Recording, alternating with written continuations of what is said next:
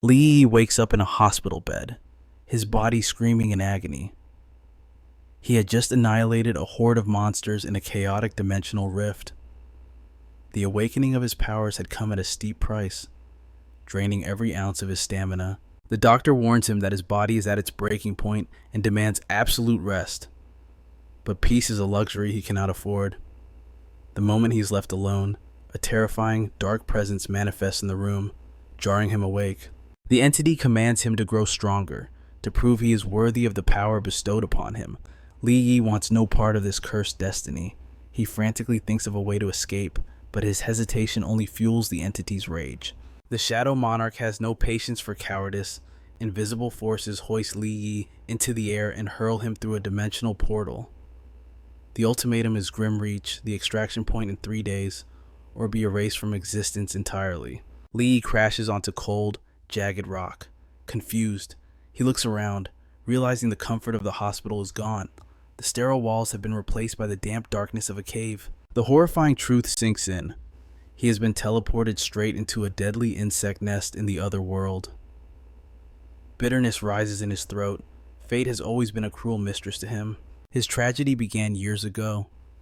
His parents perished in a catastrophic accident while serving a massive corporation, but instead of compensation, the company handed him their insurmountable debt. Cornered by society and stripped of options, he took the only path left. He signed his life away to work the most dangerous job in existence, a miner in the other world. Just as he adapted to the hellish labor, disaster struck again. A swarm of humanoid monsters ambushed their convoy, slaughtering the miners in a brutal bloodbath. Explosions rocked the cavern as the monsters destroyed their transport truck. Amidst the chaos, Lee Yi noticed a critical detail: the beast recoiled from the flames. Seizing this chance, he rallied the survivors and led a desperate escape. They barricaded themselves in a storage cave, burning oil to create a wall of fire. Hope flickered when a rescue signal confirmed help would arrive in 2 hours. But in this world, 2 hours can feel like an eternity in hell. The batteries in their protective suits began to die. Survival instincts turned men into monsters. The strong turned on the weak, stealing batteries from the elderly and the injured to extend their own miserable lives. Lee Yi was beaten senseless and left behind to rot in the radiation. One of the traders tried to flee using the last functional truck. In his haste, the coward knocked over a stone statue, extinguishing the protective fire. The barrier was gone. The horde poured in. One beast smashed the statue and seized Lee Yi, driving a blade through his chest. Pain exploded through him, but Lee Yi refused to die like a dog. With his final ounce of strength, he bit into the monster's flesh. Blood met blood, and the Shadow Monarch, sealed within the broken statue, flooded into his veins. Ancient power surged. Lee Yi stood up, injuries vanishing, and crushed the monsters as if they were insects. He stripped the batteries from the cowards who betrayed him, gifting life back to the few decent survivors. Then, he stepped into the wasteland. With godlike agility, he weaved through the horde. A blade forged of pure shadow materialized in his hand, decapitating every beast in his path. But that was merely the tutorial. Deeper in the nest, a true nightmare awaited. A massive shield carapace beetle blocked his path, its armor radiating invincibility. Strange knowledge flooded his mind. He knew this creature. The shadow spoke within him, revealing that their minds were now one, sharing a vast library of combat experience. The beetle charged. The ground trembled as Lee Yi barely sidestepped the devastating tackle. He spotted a blind spot on its spine and launched himself into the air to strike. Steel rang against shell, but his attack bounced off harmlessly. The beetle roared and charged again. This time, Lee Yi summoned his shadow blade to block the impact. Sparks flew, but the blade could not pierce the monster's defenses. The shadow's voice echoed in his head, mocking his pathetic reliance on brute force. Lee Yi gritted his teeth, demanding the entity let him fight his own way. The shadow sneered, warning him that arrogance leads to an early grave. Man and beast clashed in a flurry of violence. Frustration mounted as every strike failed to draw blood. A heavy blow sent Lee Yi flying back, accompanied by the shadow's cruel laughter. He wiped his face and paused. There was a smear of green ichor on his shoulder. His eyes darted to the beetle. The monster was bleeding. A smirk tugged at the corner of his lips. He had found the chink in the armor. "Let's see who breaks first," he challenged, activating the shadow eye. The entity watched, intrigued by his sudden confidence. In a blur of motion, Li Yi shattered the beetle's leg. The shadow scoffed at the minor injury, but Li Yi knew better. A immobilized tank is just a sitting duck. "Time to end this," he whispered. By sheer will, he morphed the shadow energy into a piercing spear. With a thunderous shout, he drove it straight into the beetle's exposed abdomen. The beast collapsed, lifeless. Victory was his, yet the shadow remained unimpressed, criticizing his poor stamina after defeating a mere Guardian-class enemy. Suddenly, warmth spread through his palm. He held a glowing jewel dropped by the beast. "An energy stone," the shadow explained. "Consume it and ascend." His senses sharpened, picking up a disturbance in the air. Something was there, Tvam, but his eyes saw nothing.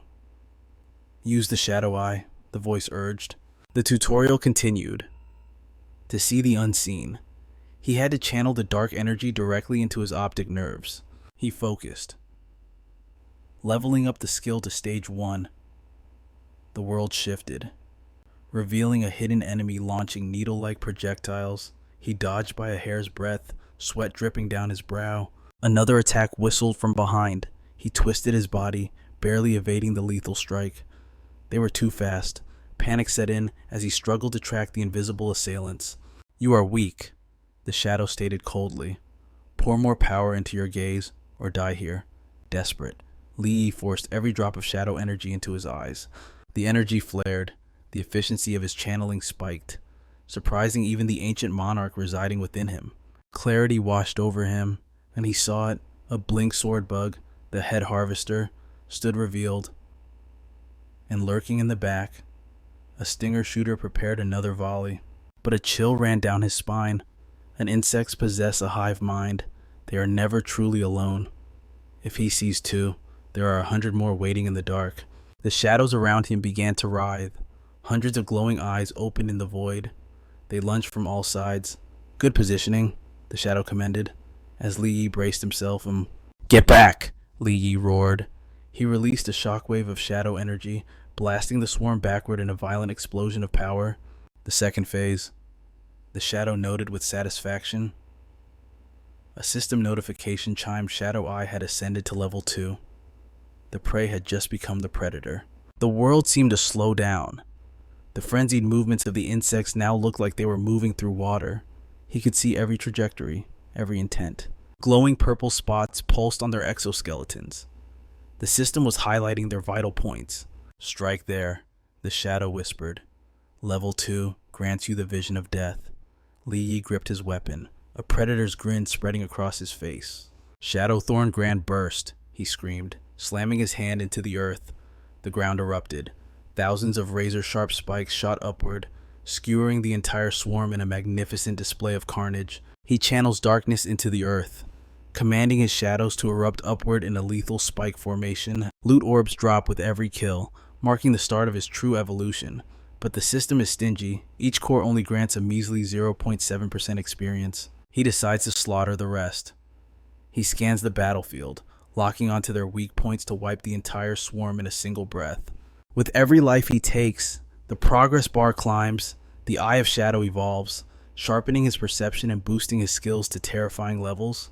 This power is intoxicating. Suddenly, a monster strikes from his blind spot, but he weaves out of the way, his reflexes honed to perfection. It's a warp saber worm. Li Yi doesn't flinch. He molds his shadow into a constricting whip, dragging the beast closer while daring it to struggle. A new wave of enemies crashes in, firing a volley of poisonous thorns. He charges head-on, his shadow fractures into a dozen tendrils, ensnaring the insects and tearing them apart in a symphony of gore. The entity, Shadow, watches with glee. At last, the boy is worthy. His reaction speed, strength, and dominance over the darkness are finally awakening. But power demands a tribute. The technique drains his mental energy rapidly, blurring his vision, yet he refuses to yield. Vengeance is his fuel. He slaughters the swarm without mercy, his mind burning with the faces of those who betrayed him. The breakthrough percentage ticks up, but the countdown timer plummets. It's a race against death. Standing atop a mountain of corpses, he vows to bring his enemies to their knees. Determination surges, his progress hits 94%. 2 minutes remaining. Shadow notices something fascinating. The boy's burning hatred for humanity is delicious food for the dark arts.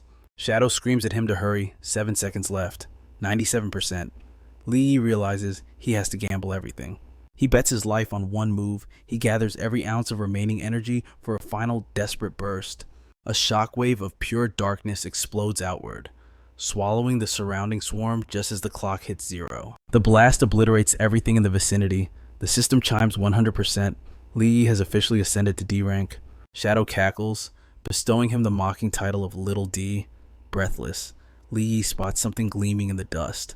Shadow explains this was once a training ground for his clan. To humans, this weapon would be classified as a D-rank dagger. Dagger Lee scoffs. He heaves the massive blade onto his shoulder. This behemoth is clearly a greatsword. The Shadow clan must have been titans to call this monster a mere knife.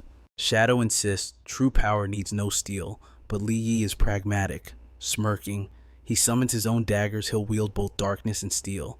Shadow wonders if the boy can even lift it properly. Lee shakes his head. He doesn't want to use it. He wants to sell it for a fortune. Money comes first. The duo heads straight for the Hunter registration hall, but the evaluation is a slap in the face. Rank E. The machine detects 0 magical energy, completely ignoring his monstrous physical stats. The receptionist sneers. As a lowly minor class, you only qualify for a 15% raise. Next. Shadow explains the irony. Dark energy is invisible to human technology. It makes him the ultimate assassin, but selling loot legitimately becomes a nightmare. Desperate times call for shady measures. He heads to the black market. Shadow chuckles. The word black suits them perfectly. The stench of the mines clings to him.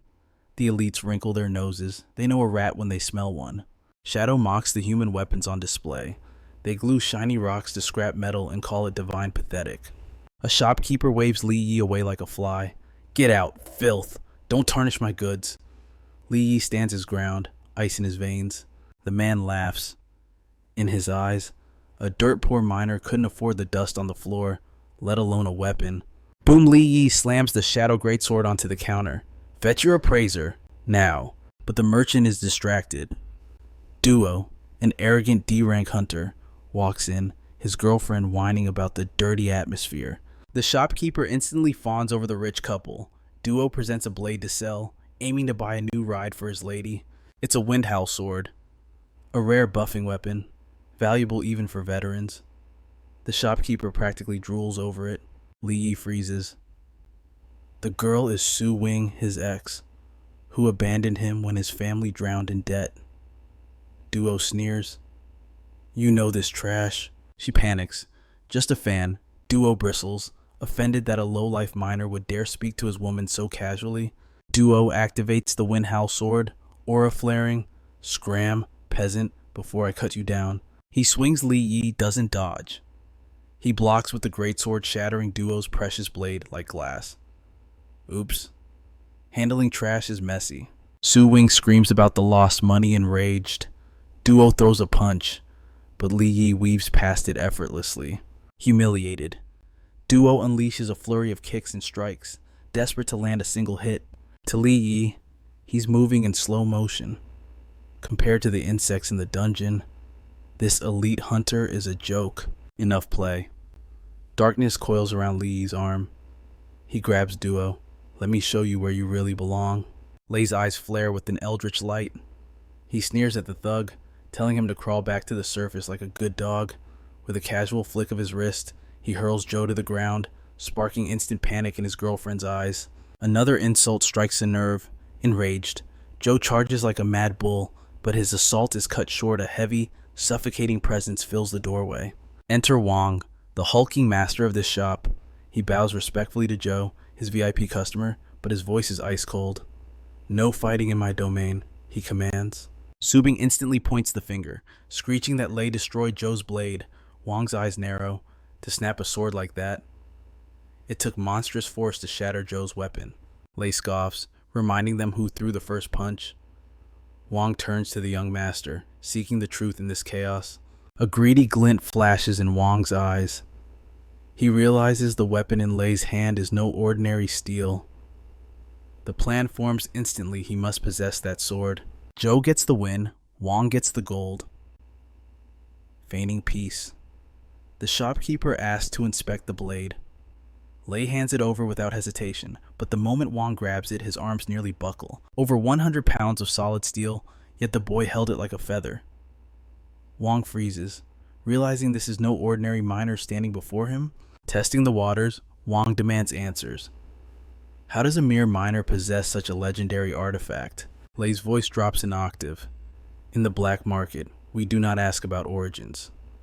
Wong wisely swallows his curiosity, letting the matter slide. Sensing the greed, Lei plays the fool. Just a trinket I found while mining. He lies effortlessly. Wong's guard drops, and he thinks he's dealing with a simple laborer. The scam begins. Wong claims Lei's blade is worthless junk without attributes. Yet he swears Joe's broken scrap was a legendary weapon worth $2 million. The trap snaps shut. Wong demands Lei pay $2 million to Joe, offering to cover the rest himself. Joe catches on instantly, nodding with a wicked grin. Subing trembles in fear. She knows a dirty miner like Lei could never scrape together $2 million. Sell your organs if you must. Wong sneers to cover the debt, but Lei is not trembling. He sees right through their pathetic play. Knuckles crack. Shadows dance around Lei's fingertips. You chose the wrong victim, he whispers. The shop's thugs lunge, eager to break him. Wong ushers his VIP to safety. Wait at the tea house, he insists. But before Joe can turn, a body flies past his head, shattering against the wall. Watch the merchandise, Wong screams, but silence falls quickly. The thugs are on the floor. Lei stands untouched, surrounded by a sea of groaning men. Joe rationalizes the fear away. Just brute strength from digging rocks, he thinks. Lei turns to him, eyes cold. You are next, trash. Subing is in denial of his power. Joe puffs out his chest, his pride swelling. I am a D rank awakened. An ant like you cannot touch a god. He charges with killing intent, but reality hits hard. A single slap sends the D rank flying like a ragdoll. Humiliated, Joe screams like a toddler. Die, he shrieks, unleashing a surge of red energy. Lei doesn't even flinch. His shadow rises, swallowing the attack whole. Joe freezes.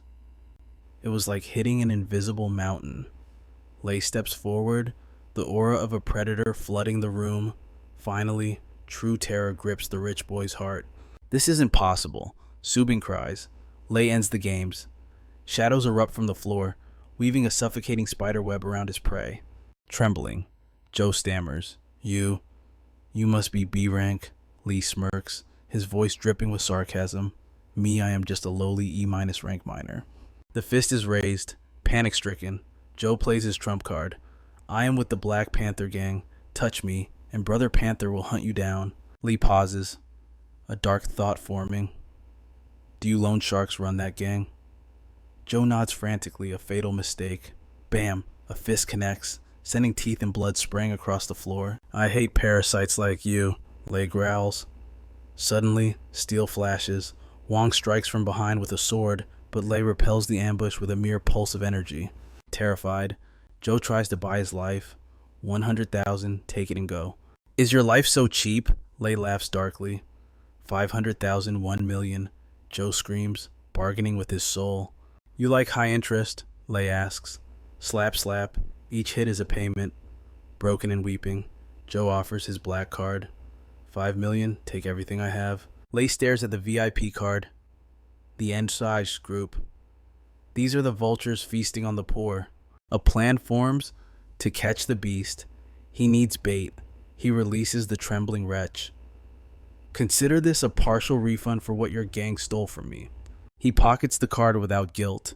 Subing rushes to her fallen prince, but Joe pushes her away.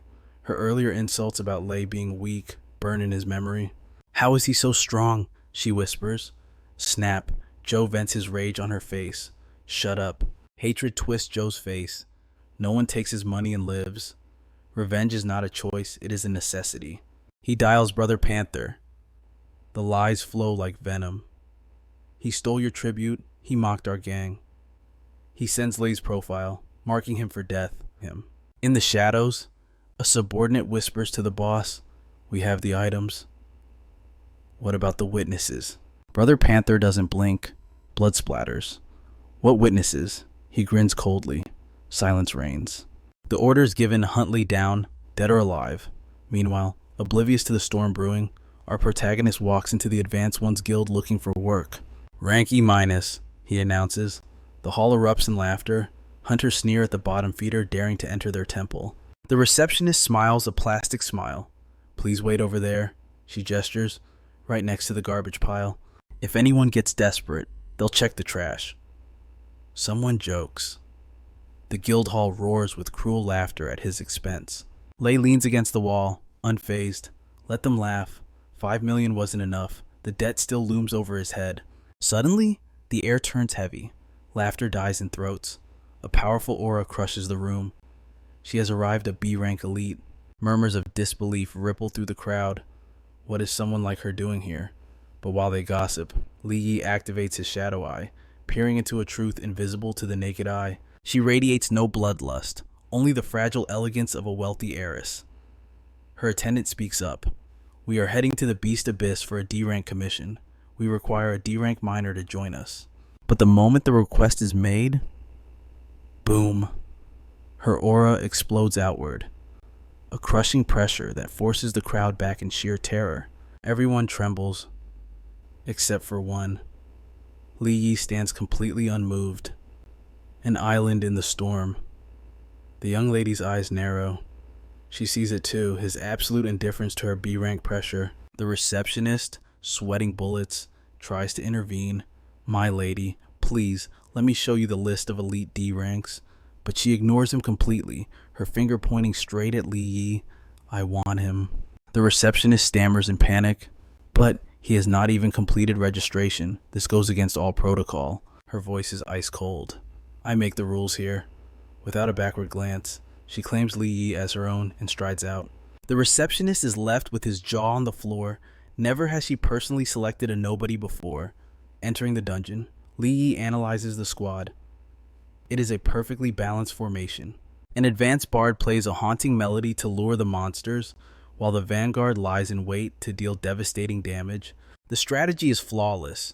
The warriors slaughter the minotaurs with ruthless efficiency. Chin stands at the front, a B-rank commander radiating confidence. To an outsider, this looks like a walk in the park. But Li Yi's instincts are screaming. Something is wrong. More minotaurs are lurking in the shadows, far exceeding the danger of a simple D-rank mission. Why can't they see them? It is the power of the shadow eye, boosting his perception to a godlike level beyond mere mortals. Li Yi glances at Chin. As a B-rank, she must sense them too. He concludes she is hiding the danger on purpose. A dangerous game. Suddenly, her aide speaks. "My lady, the starlight crystal is directly beneath us." Chin turns to Li Yi, her eyes demanding obedience. "You, come with me." Her aura turns chillingly cold. Li Yi realizes the grim truth. She cares nothing for a miner's life, nor her team's. She trusts only her own overwhelming power to crush what lies below. Without hesitation, they leap into the abyss. They crash land directly in front of a massive D-rank minotaur brute. She steps forward, blade drawn. Li Yi watches closely, expecting a masterclass in B-rank combat, but then the unimaginable happens. She shrieks and dives behind his back. "You handle it." Li Yi stares at her, dumbfounded. "I am just a miner." She shoves him toward the beast, tears in her eyes. "Please. Are you crazy? You are the B rank. I am an E rank. Nobody." He digs his heels in. He's on a miner's salary, dying for this feels utterly meaningless. "I will give you 1 million. Deal." And in an instant, greed overrides fear.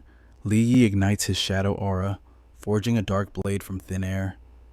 He stands alone against the horde. Steel clashes against bone. He blocks a crushing blow, but 2 more beasts rush past him toward Chin. "Not on my watch. My paycheck depends on her survival." Suddenly, Chin unleashes a blast of energy, knocking the monsters back, but as death descends from above, Li Yi swings his greatsword. Clang. He drives the beast back with brute force. "Do they just hate your face or what?" She bursts into tears, pointing a trembling finger. "Shut up, just kill them." Li Yi becomes a whirlwind of death. slicing through minotaurs with surgical precision. Chin lets out a breath of relief, thinking the nightmare is over. She is dead wrong. A shadow looms behind her. Why is it not afraid? Li Yi is baffled. She has the raw power to obliterate them, yet she trembles like a frightened child.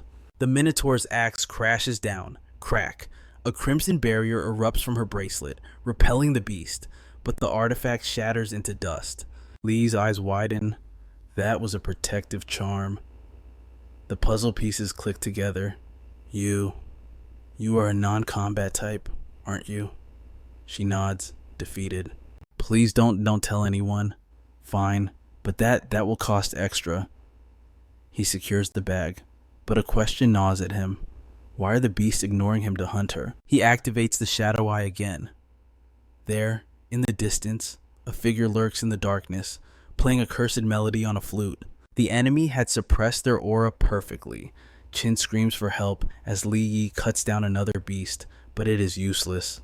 For every one that falls, 2 more take its place. He cannot use his area of effect skills without killing Chin in the process. They are trapped. I will die of exhaustion before I kill them all. He forces himself to think. The enemy wants Chin. He makes a ruthless decision, use her as bait. Shadow chains silently weave beneath the floor. Stay sharp with your charm broken. 1 hit means death. He binds a minotaur, shouting about her secret to draw attention. Chin panics, thinking he has betrayed her, unaware she is the lure in his deadly trap. Hook, line, and sinker, the assassin materializes behind her, blade raised high. Blame your father for this. But before the steel can taste blood, Li Yi intervenes. Got you. He reveals the truth. Infrasound waves. Someone is controlling the herd. Scene freezes in horror. Lu Danyu, her own teammate, steps from the shadows, grinning like a demon, fooled by a filthy miner. But no matter. You die here. Lu Dan roars. He begins draining the life force from the surrounding minotaurs. The air grows heavy with suffocating malice as his true power awakens. Li Yi analyzes the energy flow. He is a C rank. Chin realizes the horror of his technique. He is devouring them to evolve. Molten lava erupts beneath their feet. Lu Dan's flesh warps and twists, transforming into a C rank lava minotaur. Li Yi feels a chill run down his spine. This cheat-like power is leagues above them. The transformation completes. A towering monstrosity of magma and muscle stands before them.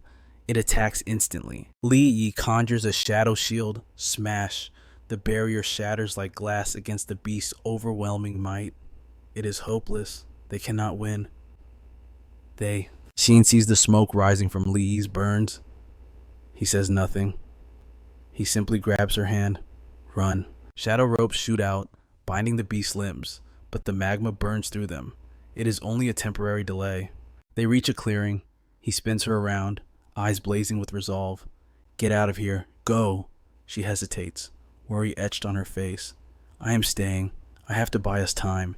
She wavers, fear clutching her heart, but he offers a gentle reassurance, promising to return alive. After all, he still has a 1 million credit reward to collect. Trusting his strength, she finally sprints toward the dungeon entrance.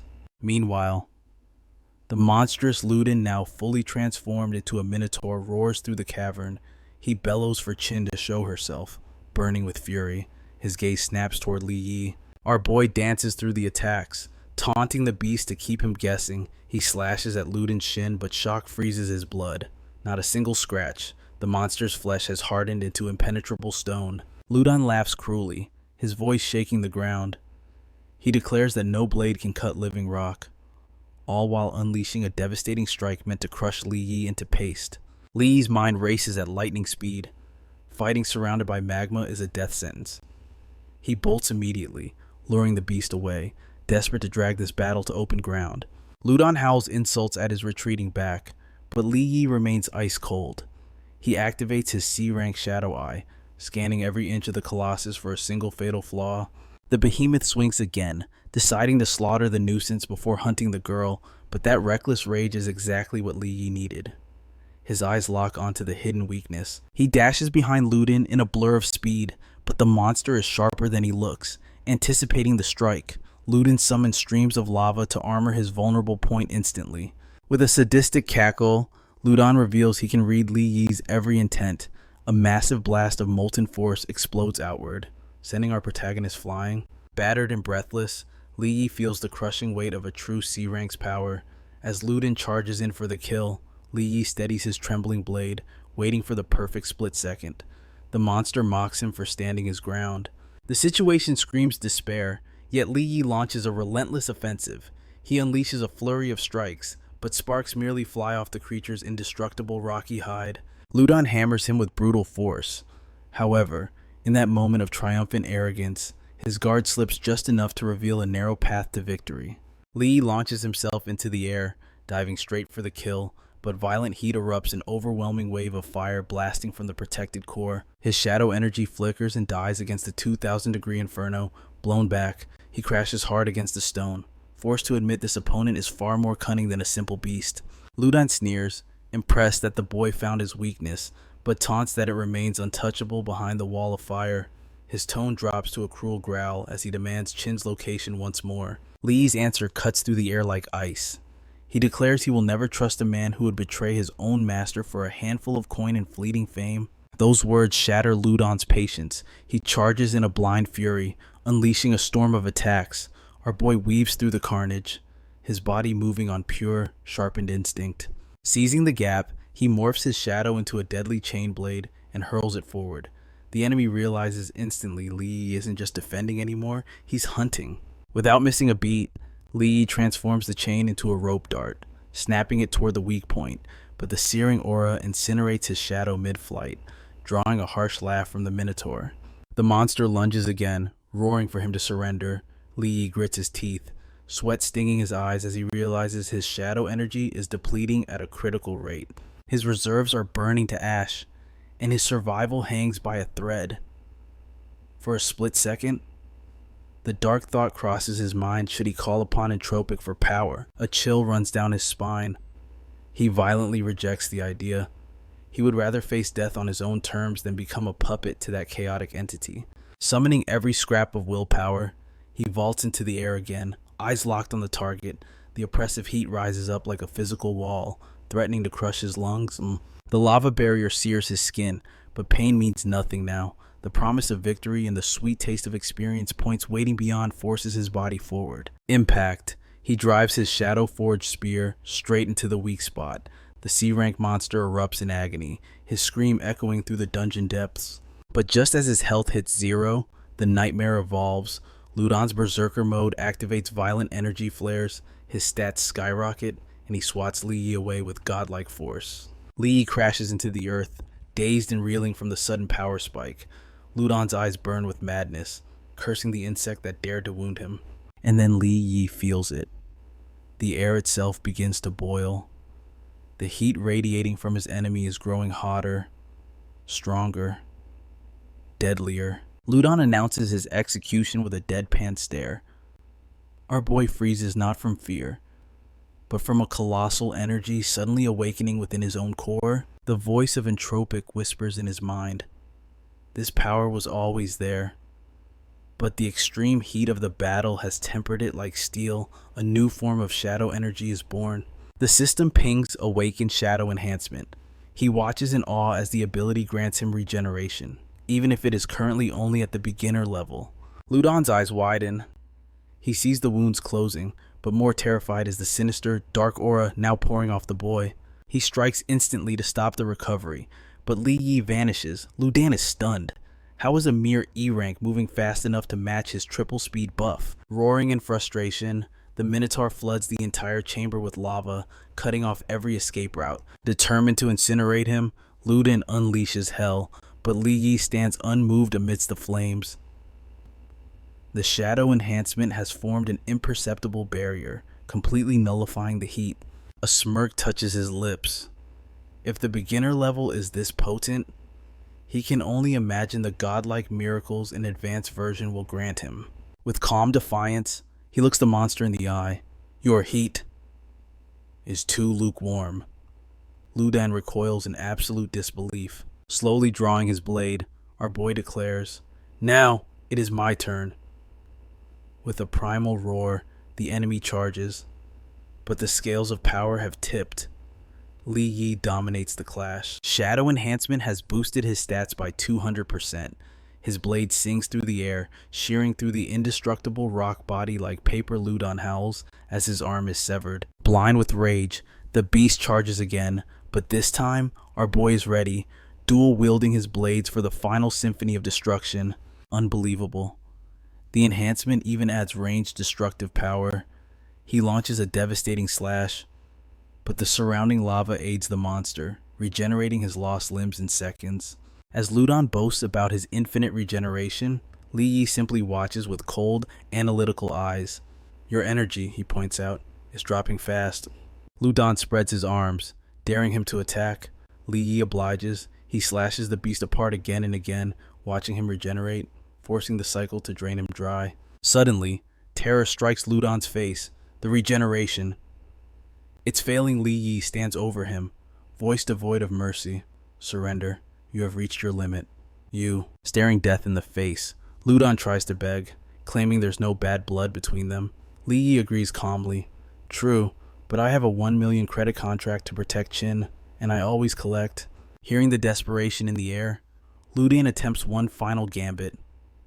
He offers a staggering 5 million credits, but only once they return to the safety of the city. Our protagonist feigns interest, pretending to take the bait, but his mind is sharp. He knows this is a trap to lure him into an ambush. Ludon swears he is no backstabber, but Li cuts through the lies. This man targeted Qin Xiaoshang's daughter, and he must answer to the father. The calculation is simple. The reward for saving her is already massive, but delivering this traitor alive, that would secure a fortune beyond imagination. Realizing his manipulation has failed, Ludon makes a dark choice. He chooses death over captivity, knowing that facing Qin would mean the destruction of his entire family. He declares that the blood about to be spilled is on Li's hands.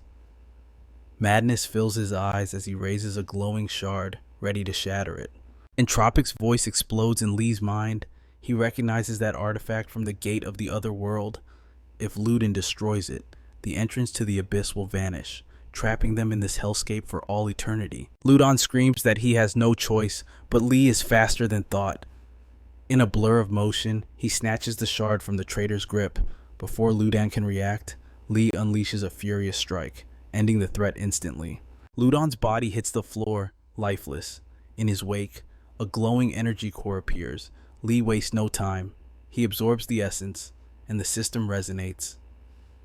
His Shadow Eye evolves, awakening into the legendary Ultimate Shadow Eye. Suddenly, the entire dungeon begins to quake. Entropic warns that without the Minotaur's energy sustaining it, the abyss is collapsing in on itself.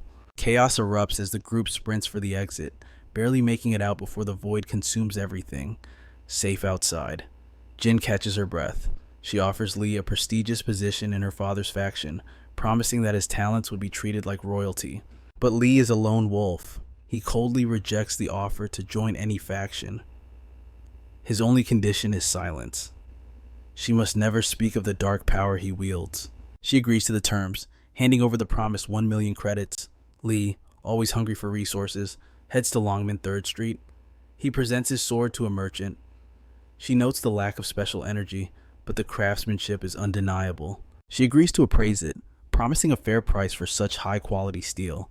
Satisfied, Li hands over the weapon. He marks this shop in his mind. Her knowledge of weaponry is sharp, and she could be a valuable asset for future trades. A shadow of doubt lingers. Could she be another traitor like Duo? He pushes the thought away, content with his 1 million credits. Back in the safety of his home, he examines the stolen shard and asks Entropic the $1 million question. Is this useless stone truly important? Entropic scoffs at his ignorance. This is no mere stone. Gathering enough of these shards is the only path for Li to ascend to the godlike S rank. Li stares at the shard, deep in thought, but deep within his psyche, Entropic harbors a terrifying secret, and the gate of the other world is stirring again. The ancient enemies are not dead, they are merely waiting. The entity knows that Li is the linchpin of destiny. A war is coming against creatures so eldritch that the human mind would shatter just by perceiving them. Entropic considers revealing the horror now, but decides against it. The boy is too weak. First, he must become a monster in his own right. Later, our determined hero travels to an E-rank rift zone controlled by the massive NG group. The area is sealed off, allegedly due to a mining accident, but Lee's eyes narrow. A B-rank guard and 3 C-ranks. It makes no sense. Why would a corporate giant hire elite guards to watch over a trash-tier E-rank rift? He knows he cannot force his way past them. The power gap is too wide. Even Entropic is intrigued.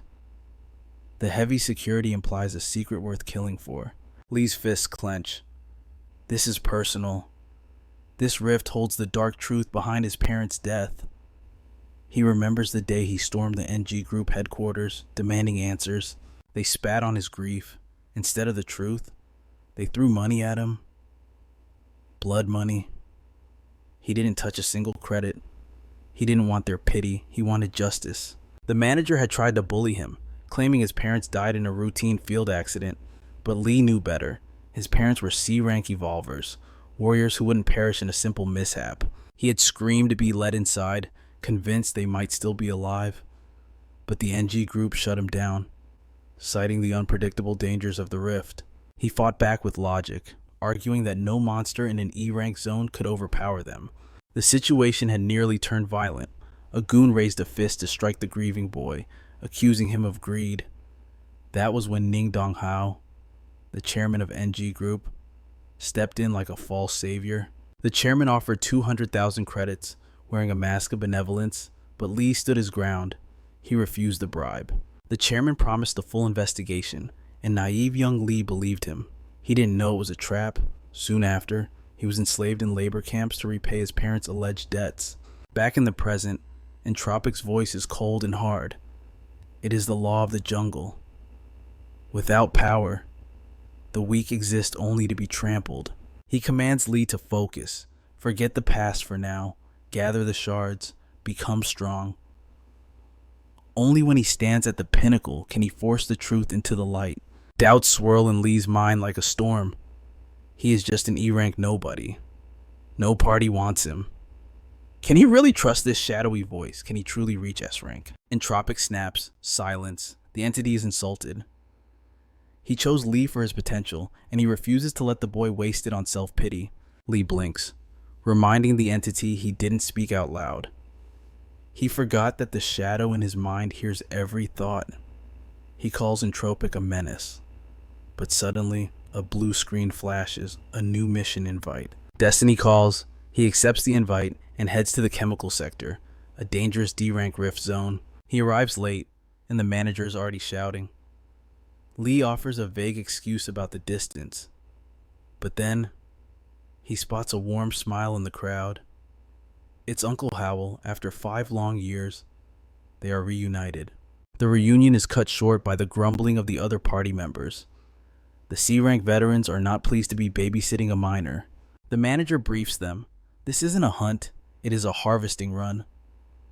The elites turn up their noses at manual labor. One fighter demands the details immediately.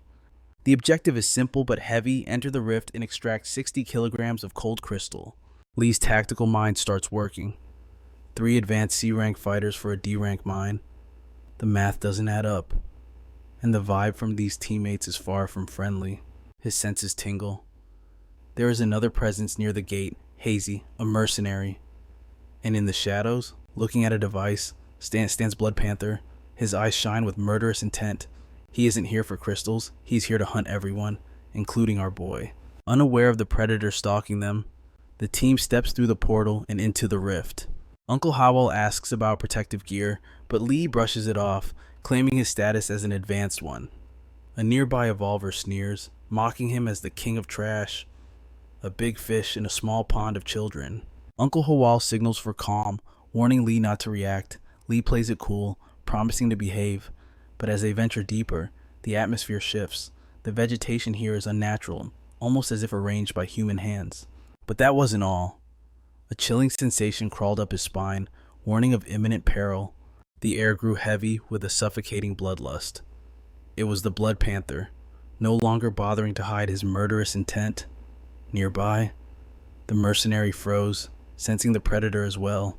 Was the mercenary observing them from the shadows, or was a greater trap unfolding? The arrogant fighter scoffed, demanding they pick up the pace, and he quietly complied. But Li Yi had a plan of his own. He whispered instructions to Uncle Hao, warning him to hold on tight. In a flash, he launched forward with explosive speed, leaving the confused fighters in the dust. One fool tried to intercept him, but his comrade held him back. "Let the idiot go," he sneered. "He'll only find death out there alone." From the darkness, the Blood Panther watched his prey with hungry eyes. "Like sheep to the slaughter," he mused. One fighter felt a shiver of dread, but their leader laughed it off, claiming this mission was child's play. Yet, another member couldn't shake the feeling of eyes burning into his back. A sinister aura began to suffocate the clearing. Before the leader could speak, death arrived. The Blood Panther materialized behind them, his trap springing instantly. Panic exploded as they realized the magnitude of the threat. Pleas for mercy fell on deaf ears. With cold indifference, the assassins slaughtered their comrade. To him, they were nothing more than insects blocking his path. Consumed by rage, one brother charged forward, deaf to the warnings, but his bravery was futile. Invisible threads ensnared him instantly, slicing his life short as the enemy laughed. The maniac turned to the last survivor, a twisted grin on his face. "Run," he taunted, savoring the pure terror in the man's eyes.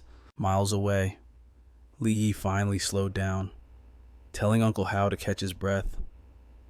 The older man looked at him, bewildered by his decision to abandon the others. Ignoring the confusion, Li Yi's expression darkened. "Tell me, Uncle," he asked sharply. "Have you offended a powerful faction recently?" Uncle Hao stammered, insisting he was just a nobody. "You're wrong," Li Yi stated coldly. "This wasn't a mission. It was a setup to wipe us all out." Terror washed over Uncle Hao's face as the boy demanded the truth. Suddenly, the surviving fighter burst into the clearing. He pointed a trembling finger at Li Yi, accusing him of hoarding information that cost his brothers' lives. Li Yi stood up, his eyes cold as steel. "Revealing the mastermind would only make you a target," he said calmly. The fighter paused, confused, until Li Yi pointed to his neck. "You're already dead." From the shadows, the Blood Panther smirked. Impressed by the boy's instincts, Li Yi wasted no time. His ultimate shadow eye flared to life. Death stood before them. Uncle Hao fell to his knees, begging for mercy, pleading that they were merely insignificant miners who had never crossed him. "Never crossed me," the assassin scoffed. "A few nights ago, your drunken tongue wagged too freely about a certain secret." Uncle Hao turned pale, swearing he would take it to his grave. "Only the dead keep secrets," the panther declared, his aura flaring. He lunged at the old man, but Li Yi was ready. Energy surged as dual blades materialized in his hands. Deadly threads filled the air like a spider's web. The assassin's eyes widened. He never expected a mere miner to possess the skill to kill a powerhouse like Joe. His claws flashed out. He realized now that Li Yi held the very power capable of defeating his former rival.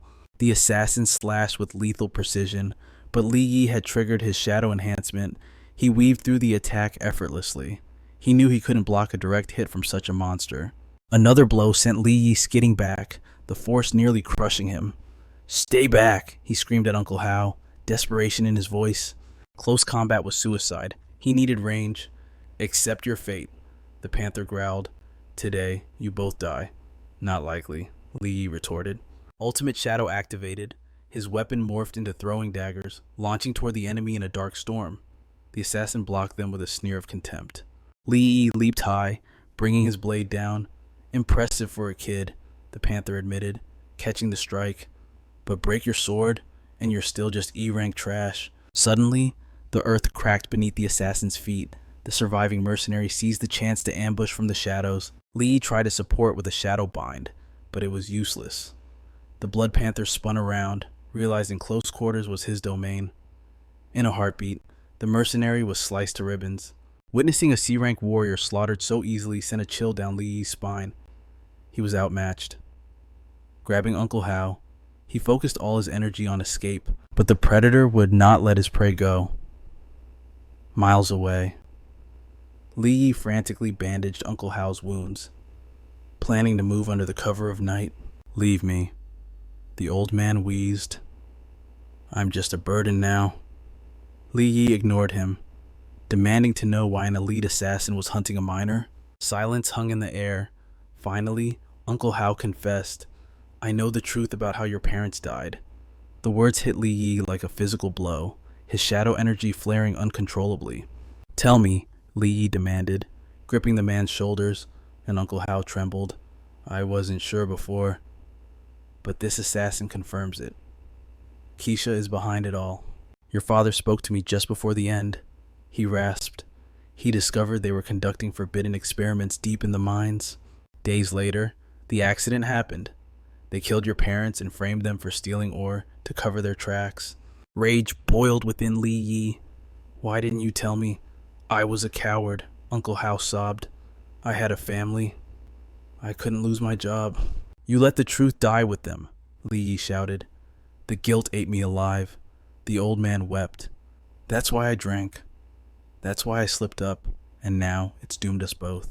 Suddenly, deadly threads wrapped around Uncle Hao's throat. The Blood Panther had found them. With his last breath, the old man looked at Li Yi, mouthing a final plea for forgiveness. I see the resemblance now. The assassin laughed, stepping over the corpse. I'll reunite you with your parents in hell. Violence erupted as they clashed once more. The killer lashed out, eager to spill blood, but Li Yi stood his ground. Your threads are strong, he growled, but they aren't invincible. Shadow Morph initiated Great Sword Mode. He waited for the heartbeat between attacks. As the panther struck recklessly, Li Yi swung, his blade snapping the deadly silk. The assassin's eyes went wide. He had underestimated the boy. Li Yi panted, his stamina draining rapidly. For a second there, the panther admitted, his face darkening. I actually felt fear. But without that trick, you're nothing. Fresh threads shot out, binding Li Yi tight. Come on then, the killer sneered. Try to kill me now. Li Yi didn't struggle, he just stared with burning intensity. Look at those eyes, the Blood Panther mocked, leaning in close. So full of hate, so full of life. Let's see how long they shine before I snuff them out. Blood Panther's voice drops to a sinister whisper as he confirms Huo's theories were correct. But the tragedy wasn't an accident. Lei's parents were slaughtered by his own hand. Lei freezes, his soul turned to ice. The assassin adds salt to the wound, casually remarking that Lei's father wore that same pathetic expression while he shredded his mother into pieces. He laughs, the sound dripping with psychotic glee. Pure, unadulterated rage detonates within Lei. The spider silk binding him incinerates instantly against his flaring aura. He sinks into the darkness, merging with his shadow as he rises. Killing intent floods the area. Entropic watches from the void. Realizing his prediction was accurate, this boy can transmute pure hatred into the fuel for his shadow energy. System notification. The interface screams a warning. The sudden activation has caused a massive energy surge. The system immediately begins recalibrating his internal stability. The assimilation completes in a flash. Rank adjustment successful. Lei has officially ascended to C rank with shadow enhancement. A new power awakens in his arsenal, Shadow Jaunt. The ability to dissolve his physical form into darkness and re-emerge from any connected shadow instantly. Blood Panther blinks, stunned. His opponent's injuries have vanished without a trace. Does this kid possess high-level regeneration abilities? Recovering his composure, Blood Panther sneers, declaring that prey is most exquisite when it struggles at death's door. He unleashes a wave of violent energy. Lei's voice echoes from everywhere and nowhere, asking who the real prey is. Suddenly, he manifests directly behind the assassin, utilizing his new movement technique. The speed is illogical. Blood Panther's eyes widen in shock. He cannot comprehend how a novice's strength could skyrocket this drastically in mere seconds. The assassin praises the speed but spins around with lethal intent, claiming it's still not enough to end him. But Lei is already airborne, activating Shadow Morph and Flying Dagger Swarm, raining steel from the heavens. Blood Panther scoffs, confident in his defense. For a warrior of his caliber, dodging such a telegraphed attack is child's play. But Lei isn't done. He activates Shadow Jaunt, chaining it with Lightning Thunderstorm, teleporting instantly to a thrown weapon mid-flight. He closes the distance in a heartbeat, challenging the assassin to handle this level of aggression as he prepares a point-blank strike. Blood Panther remains arrogant, shouting that weak daggers can never pierce his iron-skinned defense. Lei retreats swiftly, his eyes cold. Penetrating the defense was never the objective. He explains the fatal flaw: Blood Panther cannot maintain absolute defense and offense simultaneously. His blood thread control lags behind Lei's newfound reaction speed. That delay is his death sentence. Blood Panther screams in disbelief as Lei acts like a phantom, slashing him from multiple angles faster than the eye can track. Reality crashes down on the assassin. He collapses to his knees, bleeding profusely. His mind unable to process how he was dominated by a mere child. Lei towers over his defeated enemy, his presence overwhelming. He demands the absolute truth about the mining disaster from years ago. A dagger hovers inches from Blood Panther's eye. The wounded killer begins to stammer details about Lei's mother, but his speech is too slow for Lei's burning impatience. A flash of steel. Lei severs the assassin's arm in one clean stroke. As the man screams in agony, Lei warns that his mercy has run dry. He wants answers. Now, broken, Blood Panther spills everything. Kwisi Hao orchestrated the entire nightmare. Lei's father had discovered Kwai's illegal experiments. To silence him, Kwai ordered the hit and staged the cave-in. The revelation hits Lei like a physical blow. The mining accident. It was a calculated massacre. Blood Panther tries to regain leverage, sneering that the massive NG group is involved. He asks if Lei is terrified of such power and suggests he be released immediately. Lei doesn't hesitate. He silences the assassin permanently and vanishes into the night, vowing that every single person involved in his parents' murder will pay with their lives. Later, under the cover of darkness at the NG group headquarters, Lei cloaks his presence, watching silently as Kwisi Hao is escorted to a waiting vehicle. Entropic's voice echoes in his mind, warning Lei against suicide missions. Even as a C rank, he must sense the terrifying pressure of an A rank advanced fighter nearby. Lei grits his teeth. He knows Ningdong Hao, the chairman of the NG group and an A rank monster, is sitting in that same car. He reassures his shadow companion he isn't foolish enough to strike now. Lei takes to the sky, shadowing them from above. He needs to verify if Blood Panther's words were the whole truth. Was this Kwai's personal vendetta, or is the entire NG conglomerate built on the blood of his family? He needs to know how deep the rot goes. For Ning's sake, Lei hopes the chairman is innocent, because regardless of rank or status, a blood debt can only be paid in blood. System status open. Lei reviews his growth, rank C, abilities shadow knowledge base, unlimited shadow morph, shadow eyes, tier 2 enhancement, and shadow jaunt. He trails the luxury car like a specter, keeping his distance until the vehicle finally pulls over. They have arrived at a secluded warehouse controlled by the Black Panther gang. Lei narrows his eyes. What business does a corporate executive have here in the dead of night? Inside, the gang leader, Black Panther, barks orders at his subordinates. They are moving crates of highly sensitive experimental equipment. As the workers scramble, Kwai steps forward, inquiring about the status of the old miner, who... A subordinate nervously reports that Blood Panther has gone dark.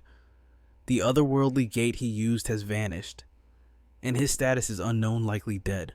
Kwai is furious. Blood Panther was a C-rank elite. The subordinate stammers that the assassin likely underestimated the target, noting that 4 other advanced fighters were also wiped out. Kwai snaps, ordering them to double their speed. They cannot afford any complications now. The experiment has reached its critical phase. One mistake could ruin everything they've built.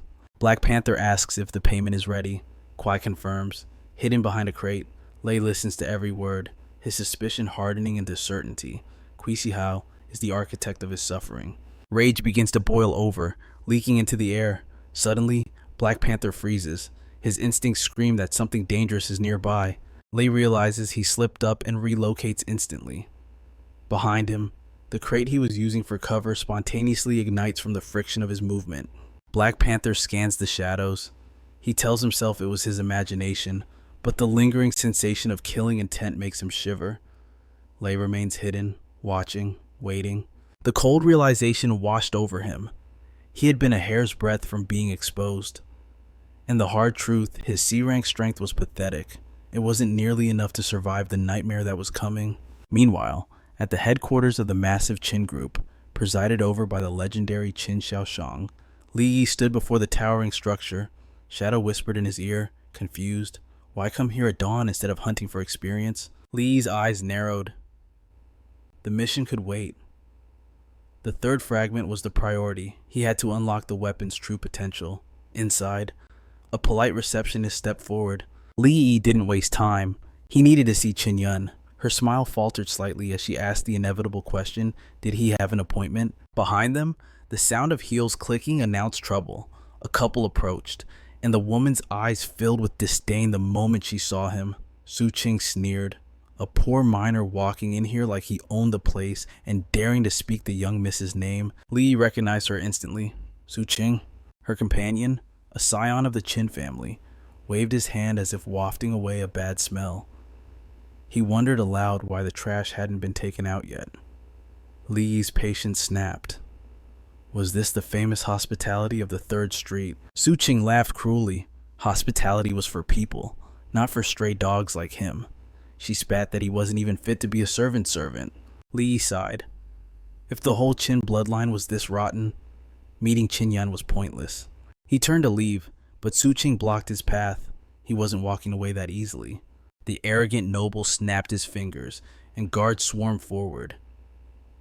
Big mistake. Li Yi vanished into the darkness, shadow jaunt.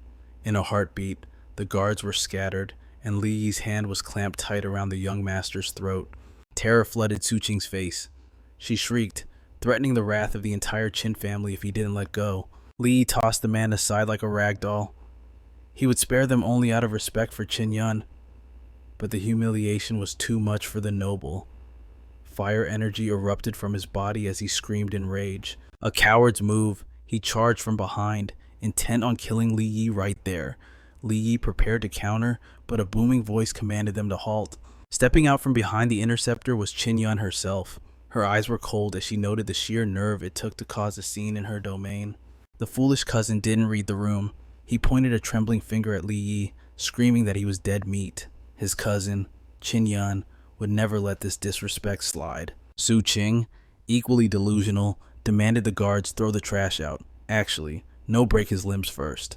Right then, a subordinate slammed the arrogant cousin to the ground. He gasped, betrayed. Why was his own family attacking him? Qin Yun's voice was ice. Li Yi had simply spoken her name.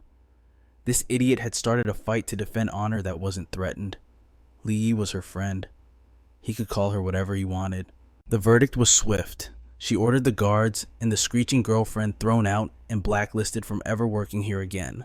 As they were dragged away, Su Qing wailed desperately. She was the young master's girlfriend. She had given him everything, but her pleas fell on deaf ears. Qin Yun glared down at her cousin. If he ever used the family name to bully others again, forgiveness would not be an option.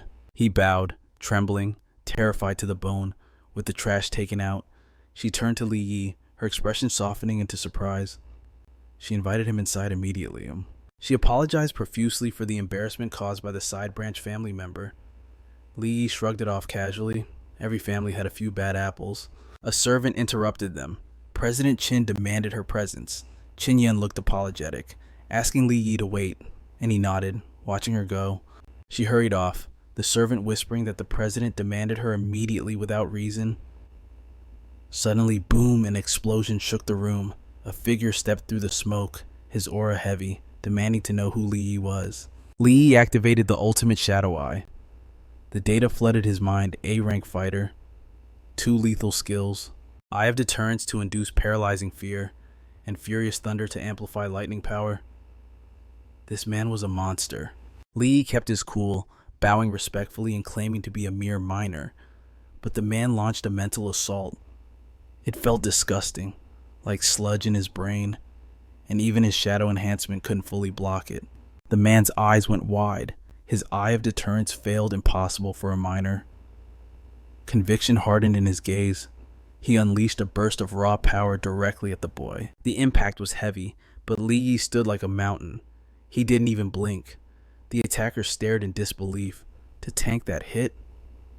This kid had to be at least B rank. He roared, demanding Li Yi reveal his true motives for approaching Qin Yun, But before Li Yi could answer, Qin Yun stormed back in, grabbed the powerful A-rank fighter by the ear, and shouted his name. She berated him like a child for bullying her guest.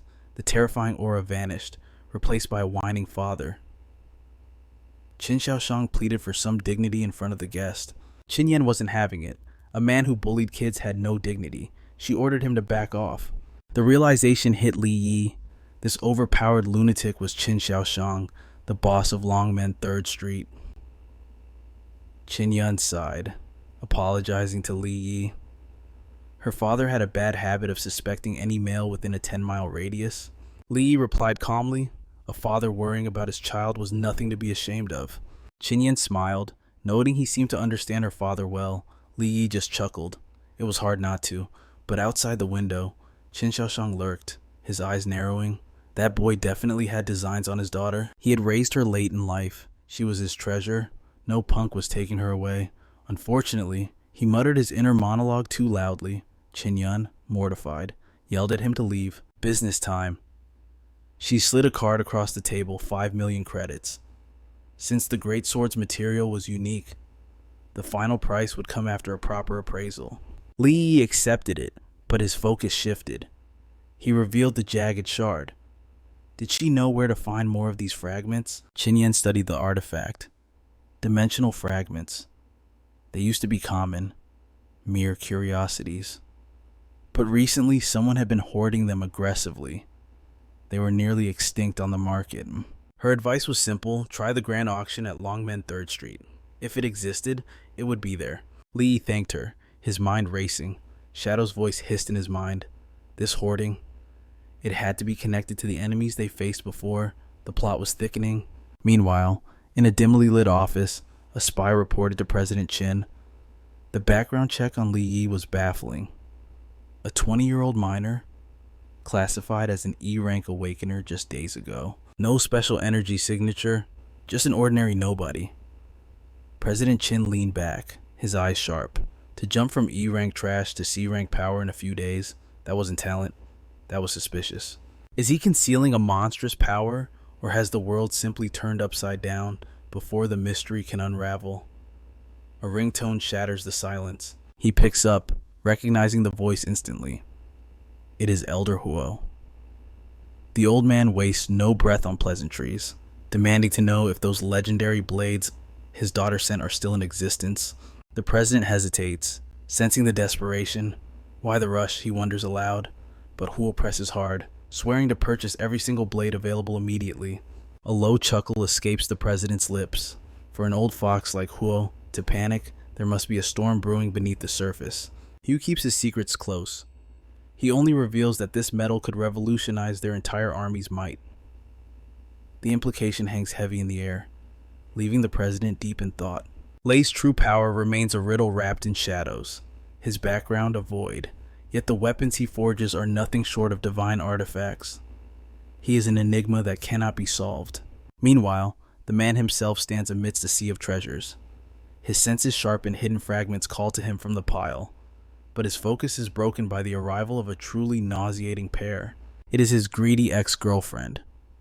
The woman who sold her soul for status is now clinging to Joe like a parasite. She sneers, claiming she severed all ties with the Qin Corporation just to avoid him. Joe pulls her close, playing the hero. I will protect you now, he vows with arrogant pride. She melts into his arms, feeding his ego with empty praise. Joe smirks, soaking it in. But his gaze shifts to our protagonist, and his expression darkens with annoyance. He wonders why the Blood Panther hasn't struck yet. But Joe steps up, barking demands. How did a filthy miner like you crawl into a place like this? He casually reminds Joe of their last meeting when he slapped him around like a rag doll. Fury explodes. Joe releases a crushing wave of pressure, warning him to back off. The tension snaps as Brother Bao enters the fray. He mocks Joe for disgracing the Black Panther name. Then, his predator's eyes lock onto our boy. Touching my men is a death sentence, Bao declares. His hand lands heavy on the boy's shoulder.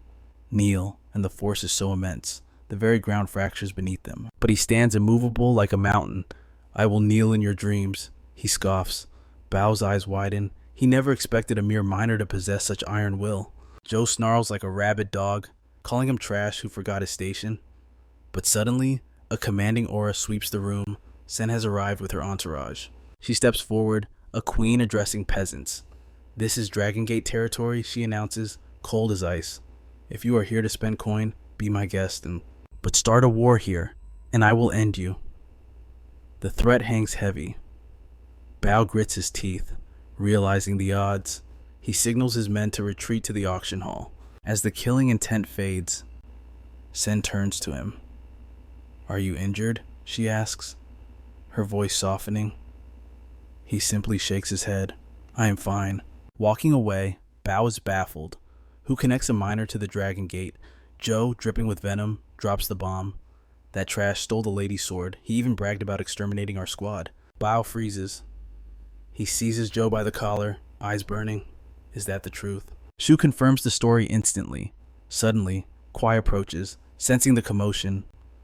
Bao explains the anomaly. The boy was marked for death by the Blood Panther, yet he still draws breath. Bao points a trembling finger at the protagonist. A terrifying realization dawns. Could he be the one who slaughtered Blood Leopard? Joe laughs it off, desperate to deny reality. Impossible. An E-rank insect defeating our second command. Don't make me laugh. Across the room, our hero studies Kwai with the predator's gaze. Kwai squints, recognizing the face. That weakling, he thinks. How does a piece of trash know the dragon lady? Our boy asks why she intervened. "Father summoned me," she explains. She assures him that under her watch, the wolves won't dare to bite. Kwai steps into their path. Well, he sneers. "I never expected to find you in high society." He brushes past the hostility with a shrug. "I am just a miner working off debt," he replies calmly. "I would not dare mix with the elites of the NG group." Kwai lowers his voice, feigning sympathy about the parents' case. "The order came from the top." He lies smoothly. "I wanted to help, but my hands were tied." Our hero listens to the snake wash his hands of blood, but the lies don't work. Thanks to Uncle Hao, he knows exactly who buried the truth. Bao surges forward, hungry for violence. "Let me crush him," but Kwai holds him back. "Not here. This is Qin Xiaowang's turf. A public brawl would be suicide." "But he has crossed the line," Kwai whispers darkly. "Deal with him." Silently. A sadistic grin splits Bao's face. "Consider it done." Ignoring the threats, she leads him away. It is time to meet the patriarch before the bidding war begins. The auction announcement booms through the hall. "Go speak with the elder," she instructs. "I will watch the floor. If your item appears, I will signal you." He nods, eyes scanning the crowd for threats. Inside the VIP room, the president cuts to the chase. "That weapon you forged? Are there more?" He throws a massive sum on the table, desperate to corner the market. Our boy analyzes the situation. It is the entropic clan weapon he is after, he realizes. That explains the man's frantic hunger. But he plays it smart. Flooding the market would only tank the value and paint a target on his back. "I found one by luck." He lies effortlessly. "I only have 2 left in reserve," and the auction explodes into life. Numbers fly, gavels bang, and greed fills the air as the wealthy fight for scraps. Suddenly, his heart skips a beat. There it is on the platform, a fragment. Undeniable proof that items from the other world have breached this reality. He checks his balance, 70 million. It should be enough, he calculates, but the bidding is fierce, and a rival buyer drives the price sky high instantly. He throws down 30 million to test the waters. Bam, the rival matches it in a heartbeat. The gang leaders whisper nervously, realizing a shark has entered the pool. The rival slams down a higher bid. The room goes silent. Our boy doesn't blink. 60 million. He goes all in, trying to crush their spirit with raw wealth. Sheong frowns, sensing a trap. "Stop," he warns. "Someone is artificially inflating the price to bleed you dry." Annoyance flares in his chest. He analyzes the players' Chin group versus NG group. Who has the deeper pockets and who is trying to play him? President Chin leans back, his expression unreadable. "This is indeed my auction house," he says coldly. "But why should I lift a finger to help you?" The tension mounts as buyer number 2 bids 70 million, but Kui watches from the shadows. Li Yi responds with a single gesture, summoning an arsenal of steel with just one finger. President Chin agrees to the deal. but his eyes narrow. He warns that Li Yi's current funds are far from enough to seal this transaction. However, the president receives a silent assurance. If this young man dares to make such a bold claim, surely he possesses the strength to back it up. A question forms in Chin's mind. Does this mysterious youth hide an even greater arsenal than what meets the eye? As the 70 million bid stands, Qian grabs her father by the ear. She scolds him for being stingy, swearing to cover the cost herself if Li Yi fails to deliver. The gavel is about to fall and 70 million Qian yanks Li Yi forward, urging him to act before that scoundrel steals the prize. Li Yi sighs internally. He truly cannot comprehend the world of the super rich, where 100 million is treated like mere pocket change. He raises his paddle, his voice cutting through the noise. 100 million? But Kui strikes back instantly. He counters with 200 million, desperate to secure the fragment for his group's secret ambition. The price explodes. 300 million, 400, 500. The crowd goes wild, wondering if these two bidders have completely lost their minds. Murmurs fill the hall. Is the fragment truly this valuable, or is this simply a clash of egos, a war of pride rather than profit? Bao warns that the stranger is targeting them, but Kui scoffs. He dismisses Li Yi as a nobody, claiming he lacks the qualifications to be a true threat. To end it all, Kui drops a bomb on the auction house. 1 billion. The entire room falls into a stunned silence. Sanrag is at the provocation, but Li Yi's eyes narrow. Based on Kui's nature, he would never burn this much cash unless the item was absolutely critical. Qin Xiaoshang steps up from behind, his voice low. He warns Li Yi to tread carefully. The stakes have just become lethal. With the price at 1 billion, the question remains, can Li Yi produce the weapons Qian cuts in, reminding her father of her promise and begging him not to ruin the moment. She turns to Li Yi, shouting for him to crush the villain. Then she raises the stakes to a heart-stopping 2 billion. The host announces the staggering figure. Bao curses vividly, unable to fathom where a mere kid found such immense capital. Kui grinds his teeth. It must be Qin Xiaoshang's influence. There is no other way Li Yi could command 2 billion bois. Going once, going twice, sold. The hostess declares the bidding over, congratulating buyer number 9 on securing the mysterious fragment. San beams with triumph, but Li Yi looks puzzled. Why is she so happy? She smirks, admitting she simply loves seeing arrogant villains crushed. Qin notes the entertainment value, but turns serious. After deductions, Li Yi still owes over 70 high-grade weapons to cover the balance. His gaze pierces through the young man. Can Li Yi truly conjure such a staggering amount of firepower? Li Yi smiles calmly. Scarcity drives value, but for him, supply is endless. He snaps his fingers, and the air ripples. Hundreds of weapons materialize instantly. He gestures casually to the floating arsenal.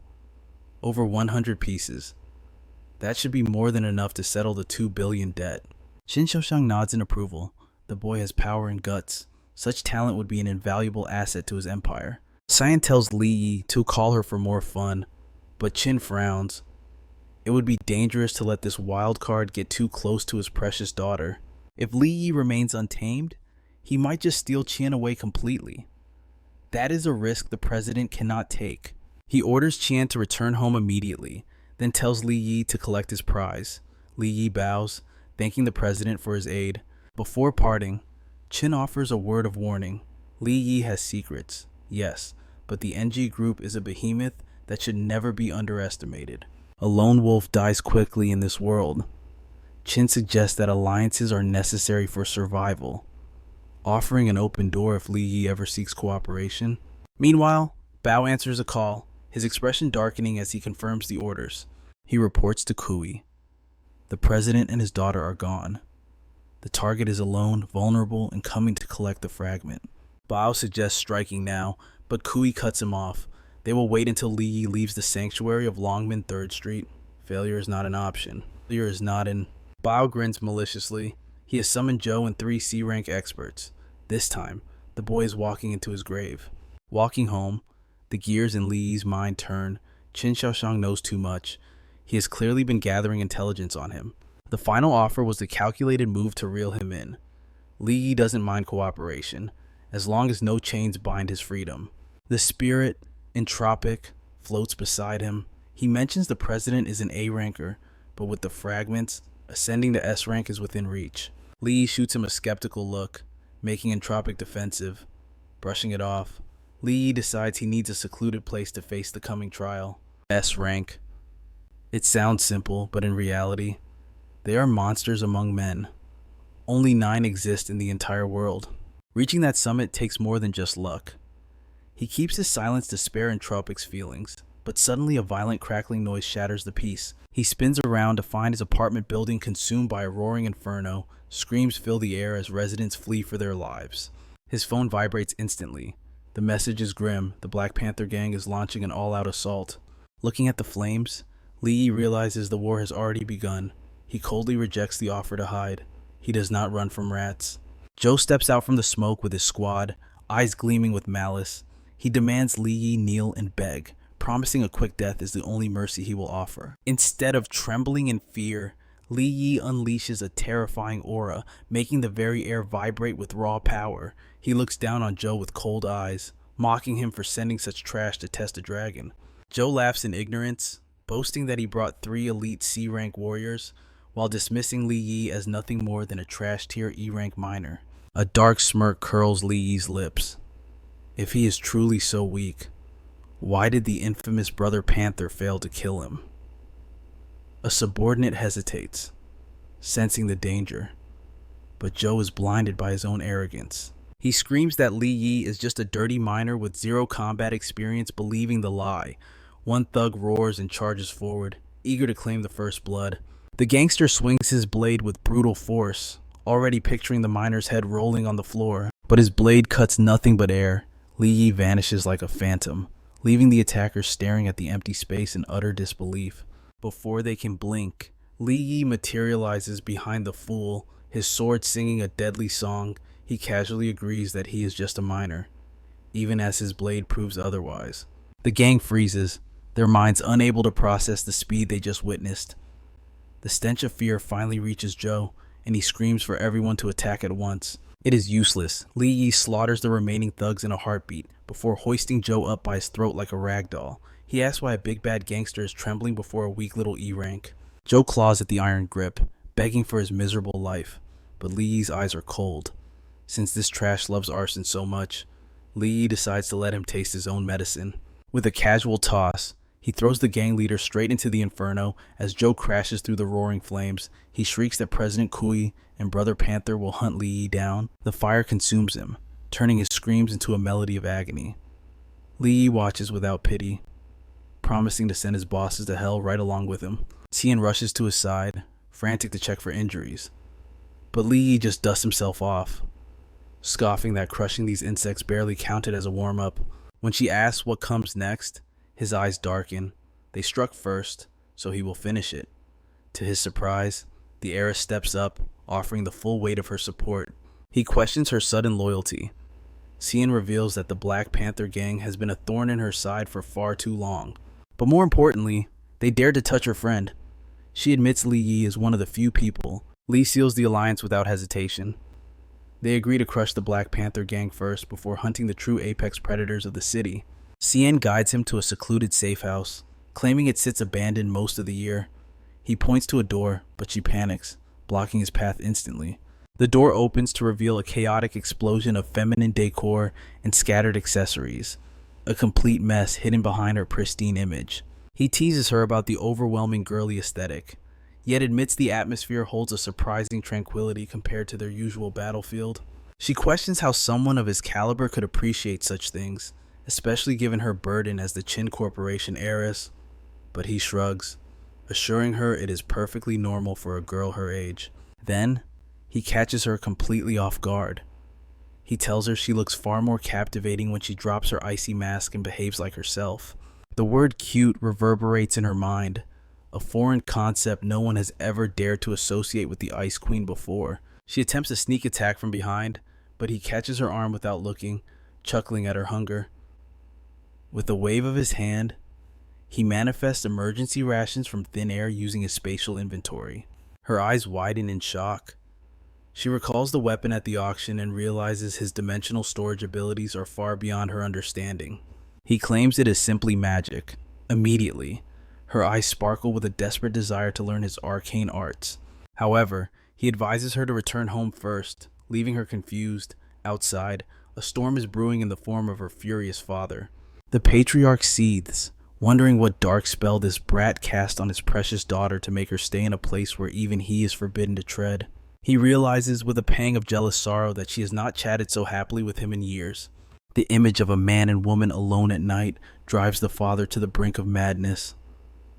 Sensing the murderous intent outside, the main character warns her to leave before her dad levels the building. Later that evening, back in the safety of the base, he confirms their location is deep within Dragon Gate, 3rd Street territory, a fortress against intruders. He retrieves 3 mysterious fragments, the core from a lava minotaur, the essence of a blood panther, and the prize from the auction. As he prepares the ritual, he questions the link between these artifacts and the dimensional rifts tearing their world apart. Entropic speaks up, revealing the grim truth. These fragments are merely shards of a gate leading to an alternate prison dimension. Every rift on Earth connects to this gate. Stepping into the portal, our protagonist demands the absolute truth about these other worlds. Entropic drops a bombshell. The monsters are inmates, and the so-called alternate dimension is actually a colossal interdimensional penitentiary. The concept of a cosmic jail baffles him, and he presses the system for more concrete answers.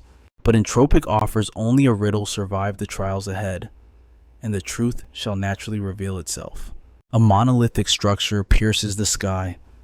Entropic proudly unveils the sky-reaching tower, its greatest masterpiece and the young man's testing ground. He studies the twisted architecture, noting how its grotesque design perfectly mirrors Entropic's own distorted visage. Massive conduits pulse along the walls, crafted from rare materials that would fetch a king's ransom if sold to Shaoshang. Entropic seethes with suppressed rage, fearing that an emotional outburst might shatter its soul and leave it forgotten by history. It lays out the challenge 6 floors of hell. At his current level, even the Shadow Wyvern on the 1st floor is a guaranteed death sentence. He spots the beast but pauses. Is this puny thing truly the legendary Shadow Wyvern that strikes fear into the hearts of men? It looks more like a harmless gecko than a dragon. He reaches out, joking that crushing something so small would be bullying the weak. Entropic urges him to laugh while he can, ominously warning that his joy is about to expire. Our hero coos at the beast, calling it a little cutie as he stares into its eyes. But suddenly, a deafening explosion rocks the room, nearly jumping him out of his skin. In a blink, the tiny speck erupts into a titanic monstrosity. The system window flashes open, revealing the terrifying truth. It is a C-rank Shadow Wyvern. Its shadow enhancement ability skyrockets its size, speed, and strength by 600%.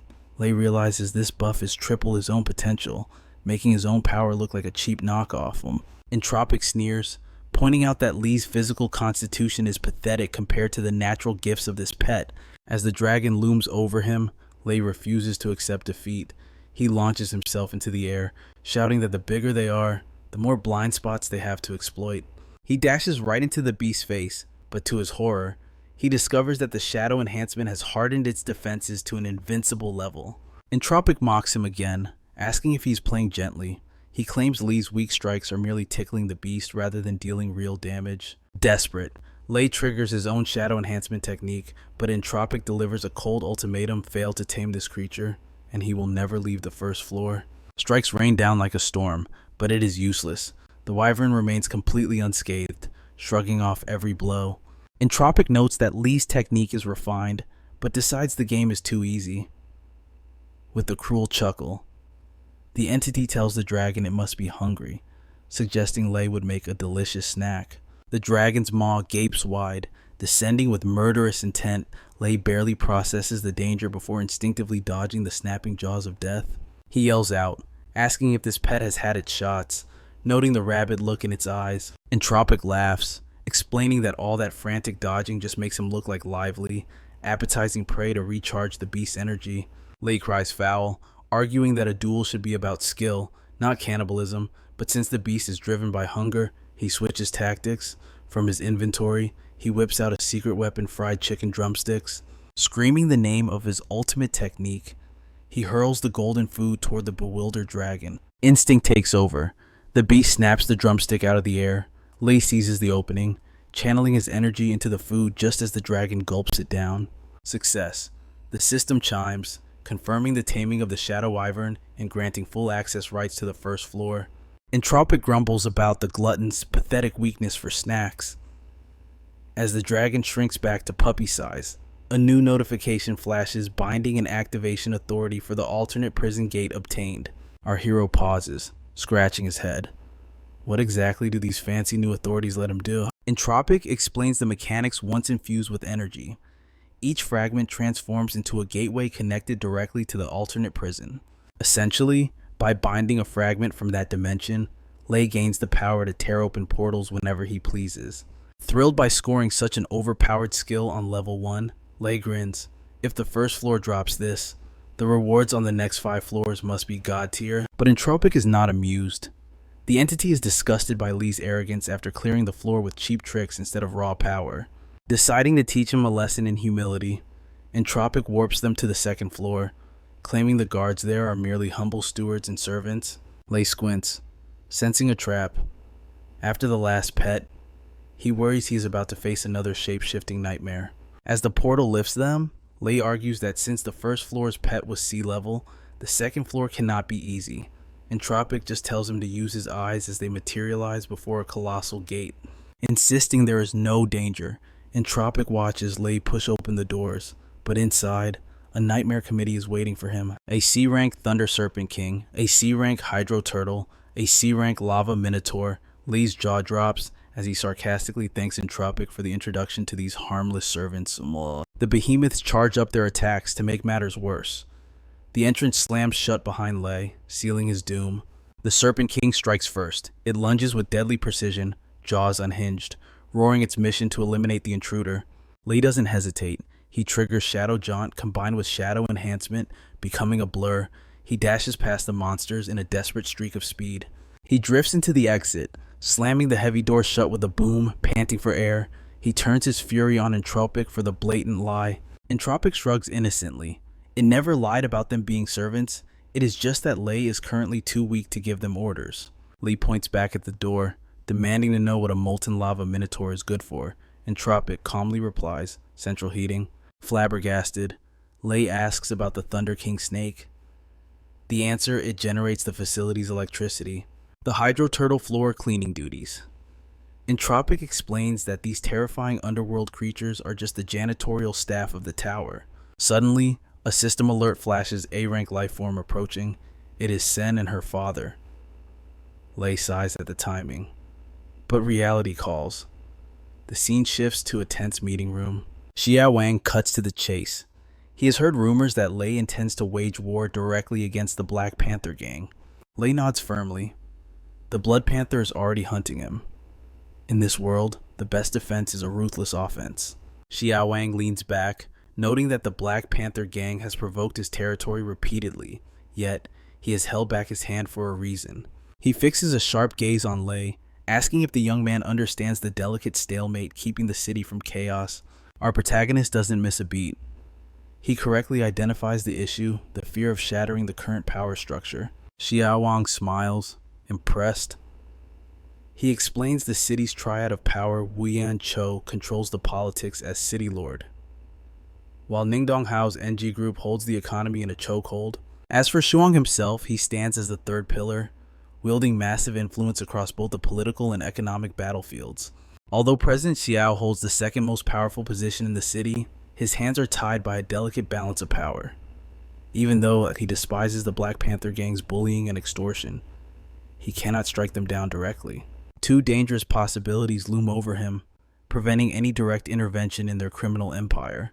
First, if he attacks the Black Panther gang openly, it might force the other factions, Ning and Wu Tianyu, to unite against him in a desperate alliance. Second, a chaotic war could weaken both his forces and the Ning faction, leaving the cunning Wu Tianyu to sweep in and seize total control over Haicheng City. The risk of mutual destruction is simply too high. However, President Xiao reveals a cunning smile. He proposes a brilliant alternative. Li Yi and Xian will form a brand new, independent faction dedicated to hunting down the Black Panthers. Li Yi instantly grasps the strategy. It is a proxy war. The president intends to use them as his hidden blade. Xiao praises the young man's sharp intuition and lays out the master plan. The Xiao family will provide unlimited funding and elite manpower from the shadows, while Li Yi and Xian execute the operations on the front lines.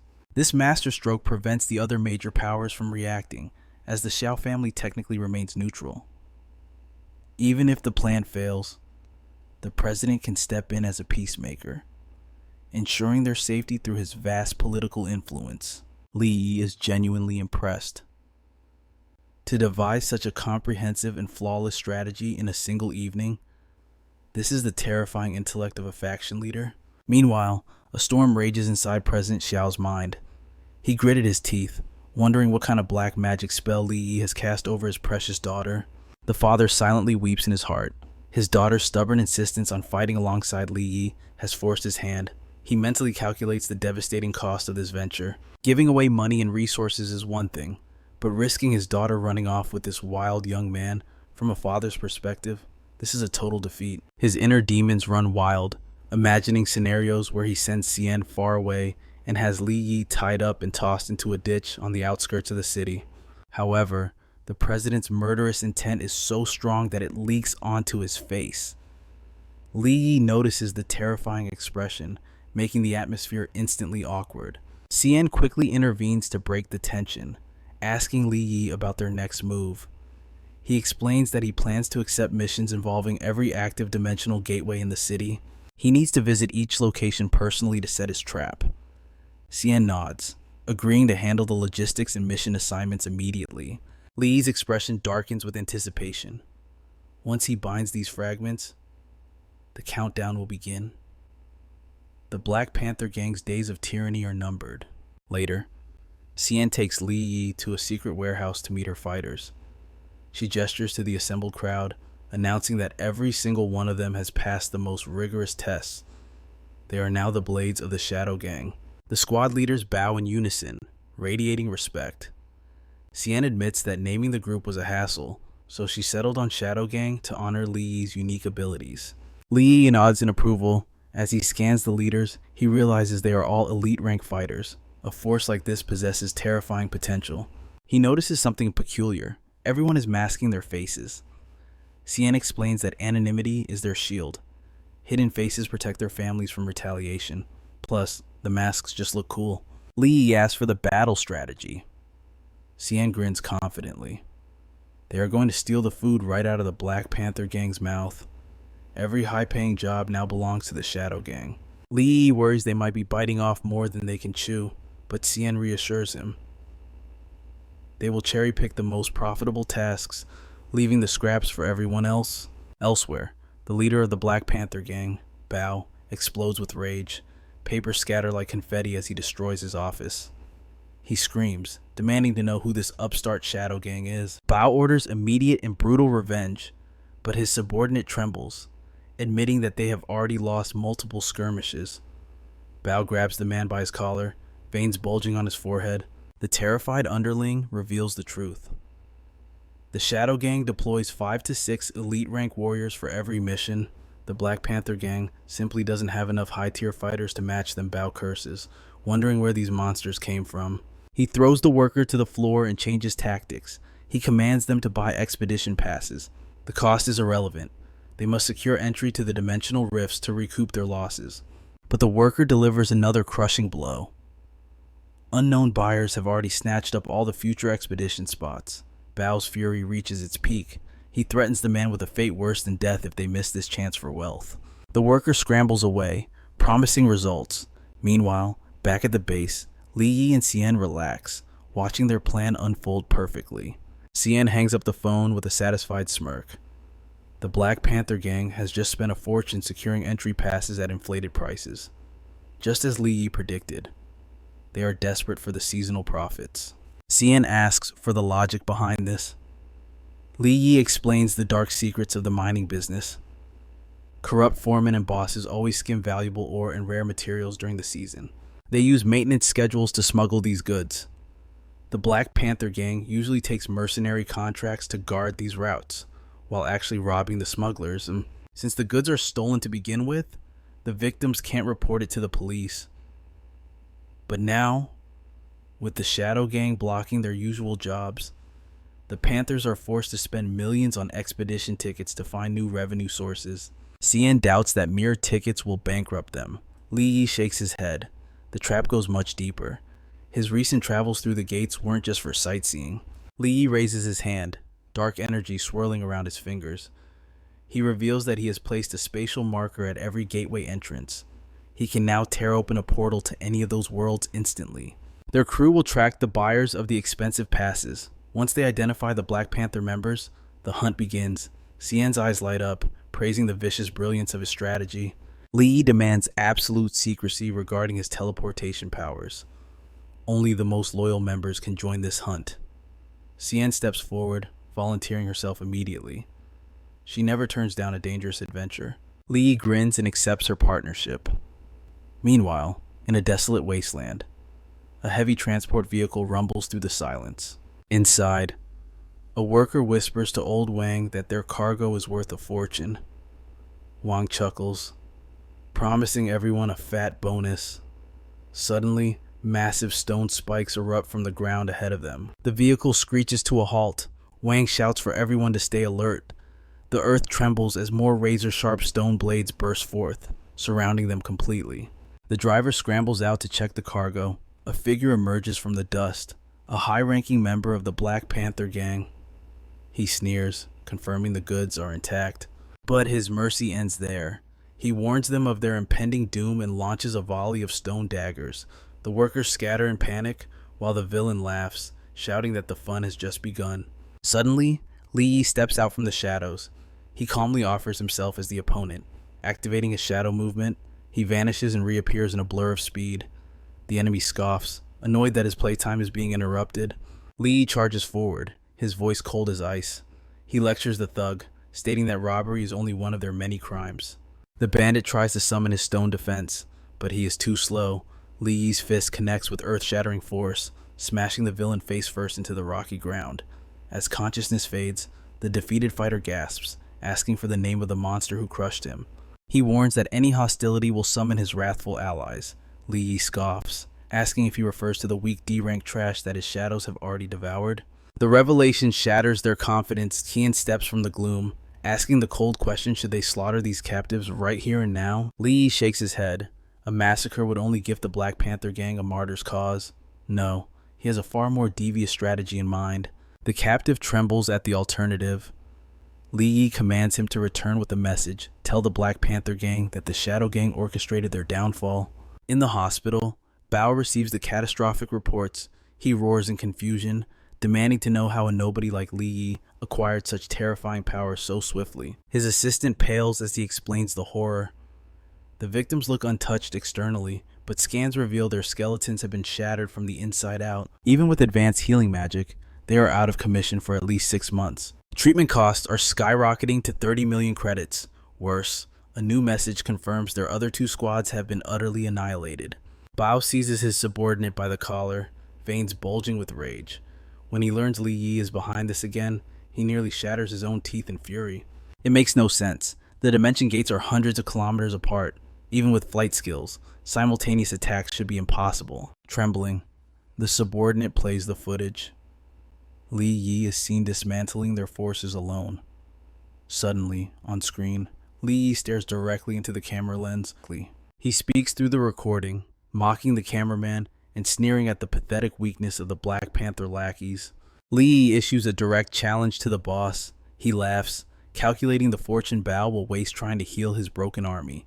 That is the final straw. Bao smashes the tablet to dust, swearing a blood oath to erase Li Yi from existence. Later, Li Yi leads his team to a nondescript warehouse. Tien is confused, but Li Yi reveals he tracked an enemy earlier and stumbled upon the Black Panther's secret stash. Their relentless guerrilla warfare has forced Bao's hand. The boss himself must now step out to salvage their operations. Tien realizes the genius of the plan: raid the base while the tiger is away. Suddenly, a notification lights up Li Yi's phone.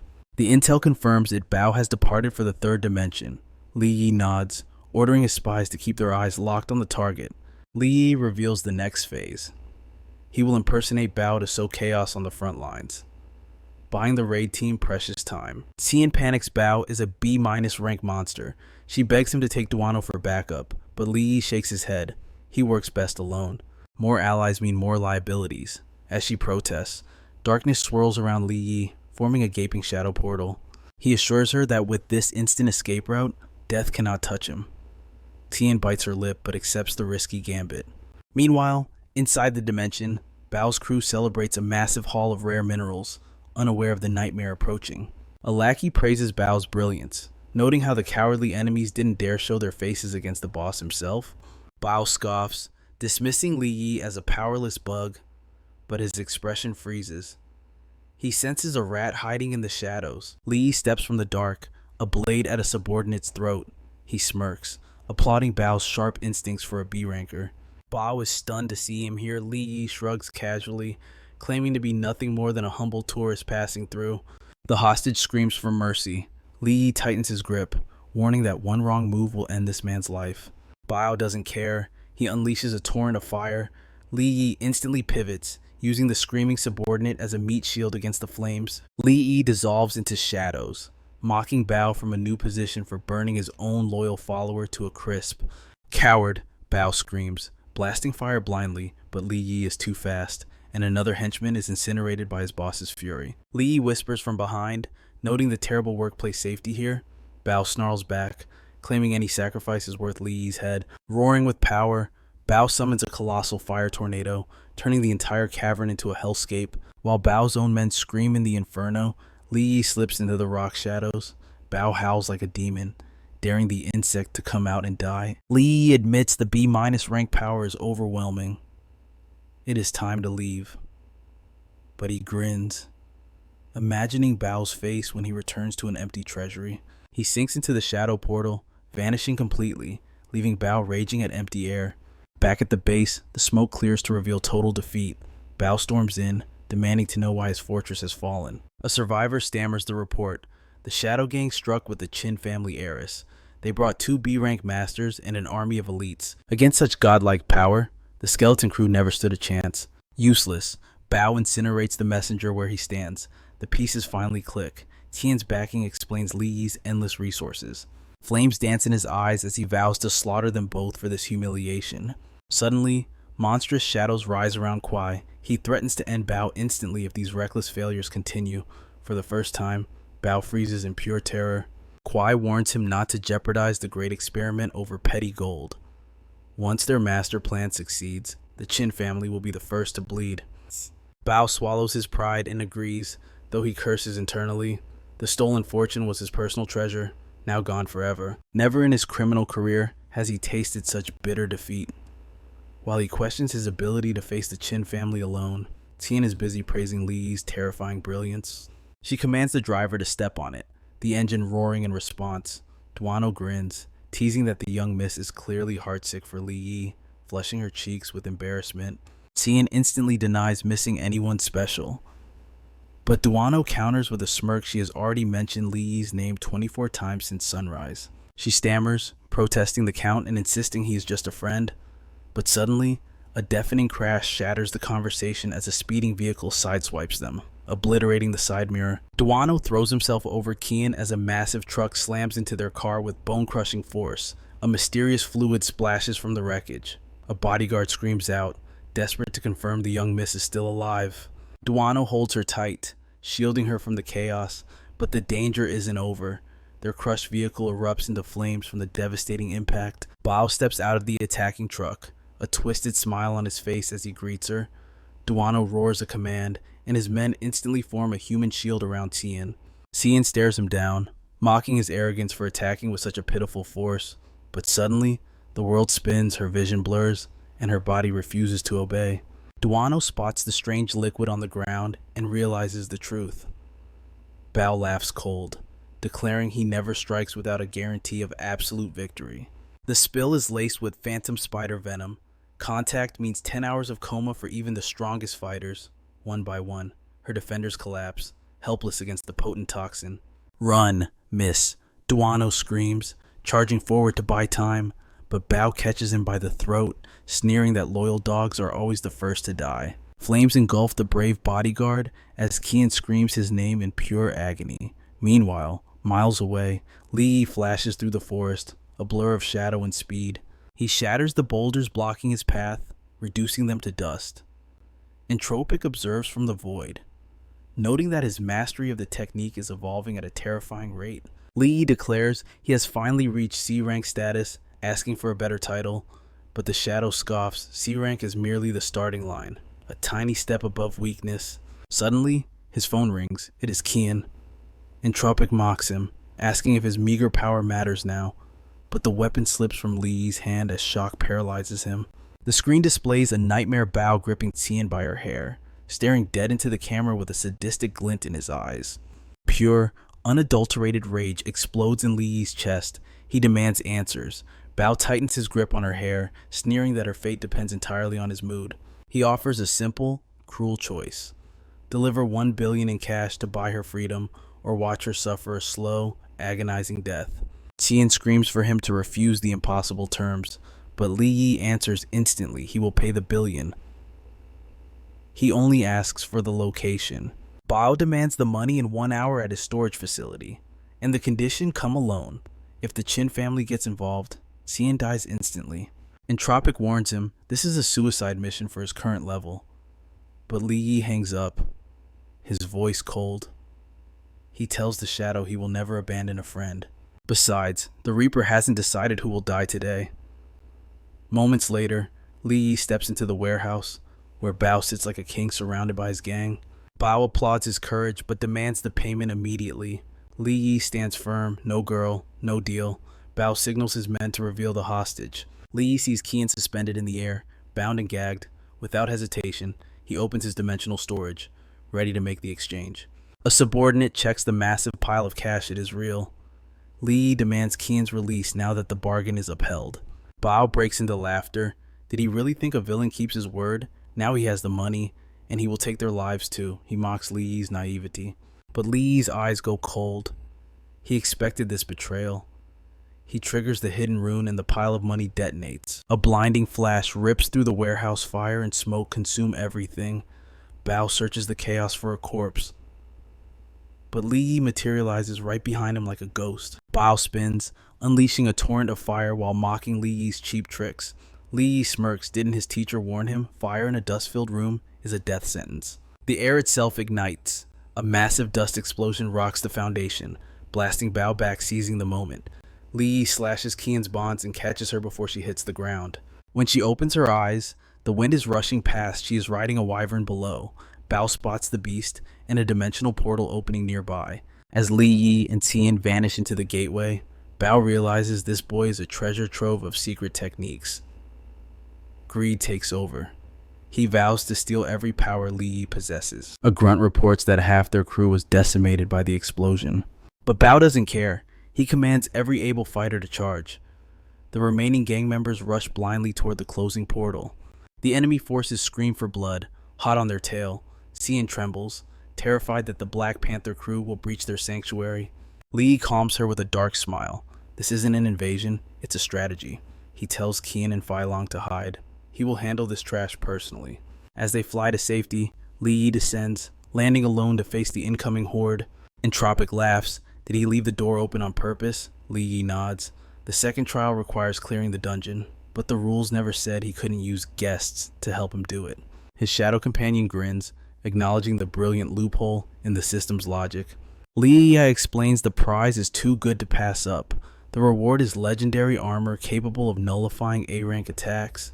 It is worth playing dirty. He lands in a clearing surrounded by swirling hellfire.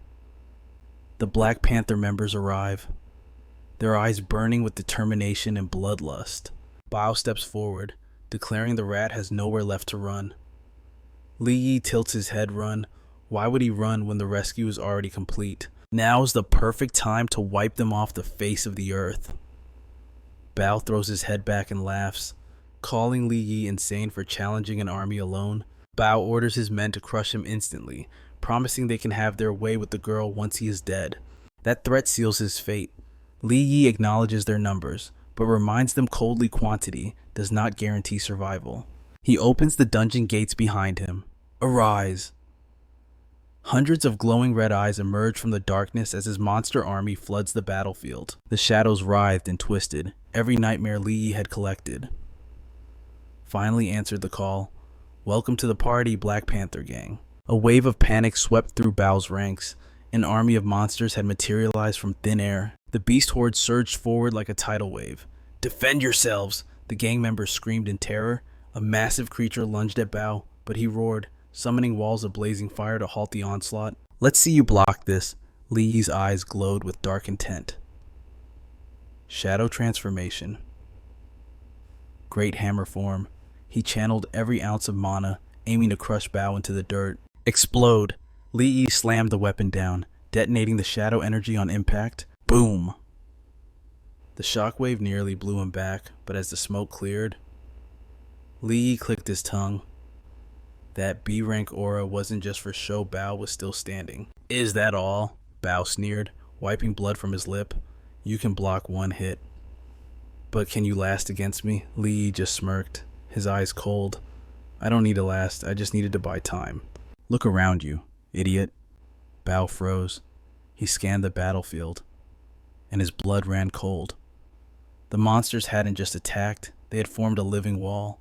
He was completely surrounded. Before Bao could even process the trap, Li Yi vanished into the darkness. Have fun with your new playmates. You coward, Bao screamed, his pride shattered. He incinerated a beast to ash with a wave of fire, but two more took its place. Rage consumed him as he swore a blood oath. Li Yi, I will crush you. Meanwhile, deep in the second layer core zone, Li Yi stepped through a portal. Hey, Entropic, he muttered to his shadow.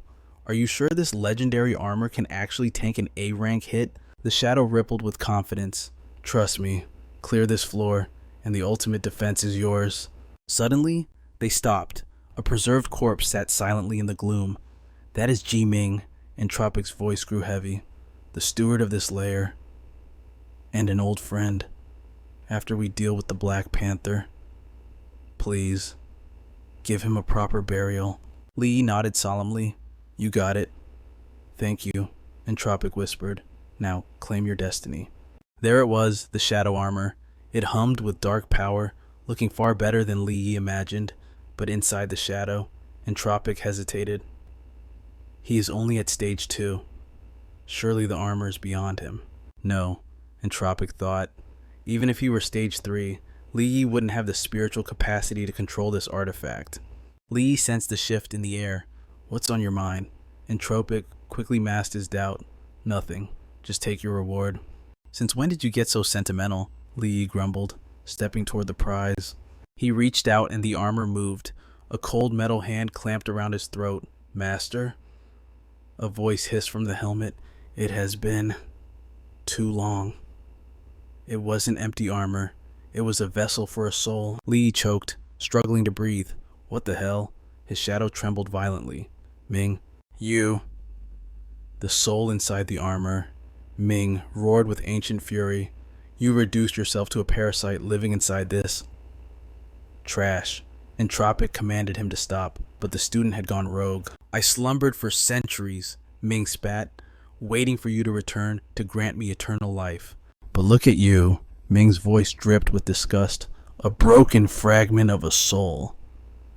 Dark energy flared. Fine, I will refine this boy myself. His body will fuel my ascension, and this armor will become my eternal vessel. Li Yi felt his consciousness fading. He had to act now, Entropic. Take the wheel, Li Yi shouted. If I give you full control, can you stop him? Entropic hesitated. Are you insane? You could lose your body forever. Cut the crap. Li Yi grinned through the pain. You need a host, right? You won't let your ride die here? Crazy kid. Entropic had no choice. He surged forward, merging completely with Li Yi's shadow energy exploded from his pores, but Ming just laughed. Futile, a remnant soul against my perfection, you are nothing. Even a fragment is enough to discipline a rebellious student, Entropic declared. My power is limited in this vessel, but it will suffice. Shadow Domain. Level 2. Darkness swallowed the room. Ming grinned, unimpressed. Level 2, is that the best you can do, master? See ya. You taught me that move yourself, Ming mocked, his aura flaring. Do you really think it can stop me? Watch closely. Entropic's voice boomed. The shadows twisted into hundreds of blades. Infinity sword array. The weapons launched, but Ming danced through the barrage with terrifying ease. Ming lunged, his fists glowing with lethal intent. You can't use tier 3 arts in that fragile human body. Whoosh! Entropic vanished into thin air. Shadow jaunt. Ming stumbled, shocked. What an unknown skill. Entropic reappeared, slashing relentlessly with a shadow blade. Sparks flew as steel met shadow, but Ming remained arrogant. Keep dancing. You can't maintain this form for long. Li Yi, Entropic shouted internally. Is the body holding up? Just kill him! Li Yi screamed back, his soul burning. I can take it, Ming laughed. Your attacks are like mosquito bites against this armor. Then I'll break the soul inside, Entropic roared. He delivered a massive punch, shaking the entire dungeon, but Ming stood firm, absorbing the impact. Crack! Ming's sword shattered. Entropic landed another heavy blow. Hold on, Li Yi, just a little longer. I'm trying. But Entropic felt it. Li Yi's life force was fading. The energy overload was tearing him apart from the inside. Ming saw the hesitation instantly. Pathetic, he sneered. You hesitate to strike all to save this mortal pet. Bam! Entropic faltered, and Ming's fist connected, sending him flying. Victory is mine, Ming crowed. I will absorb your essence and become a god. Entropic looked up, despair washing over him, betrayed by his own students. The connection severed. Entropic was ripped from Li Yi's body, floating helplessly in the air. Ming's flames of triumph roared higher. Come to me, master. Run! Entropic screamed at Li Yi, but the boy didn't run away. He ran forward. Let him go. Ming looked at him like he was a bug. How touching. Don't you get it? Ming laughed cruelly.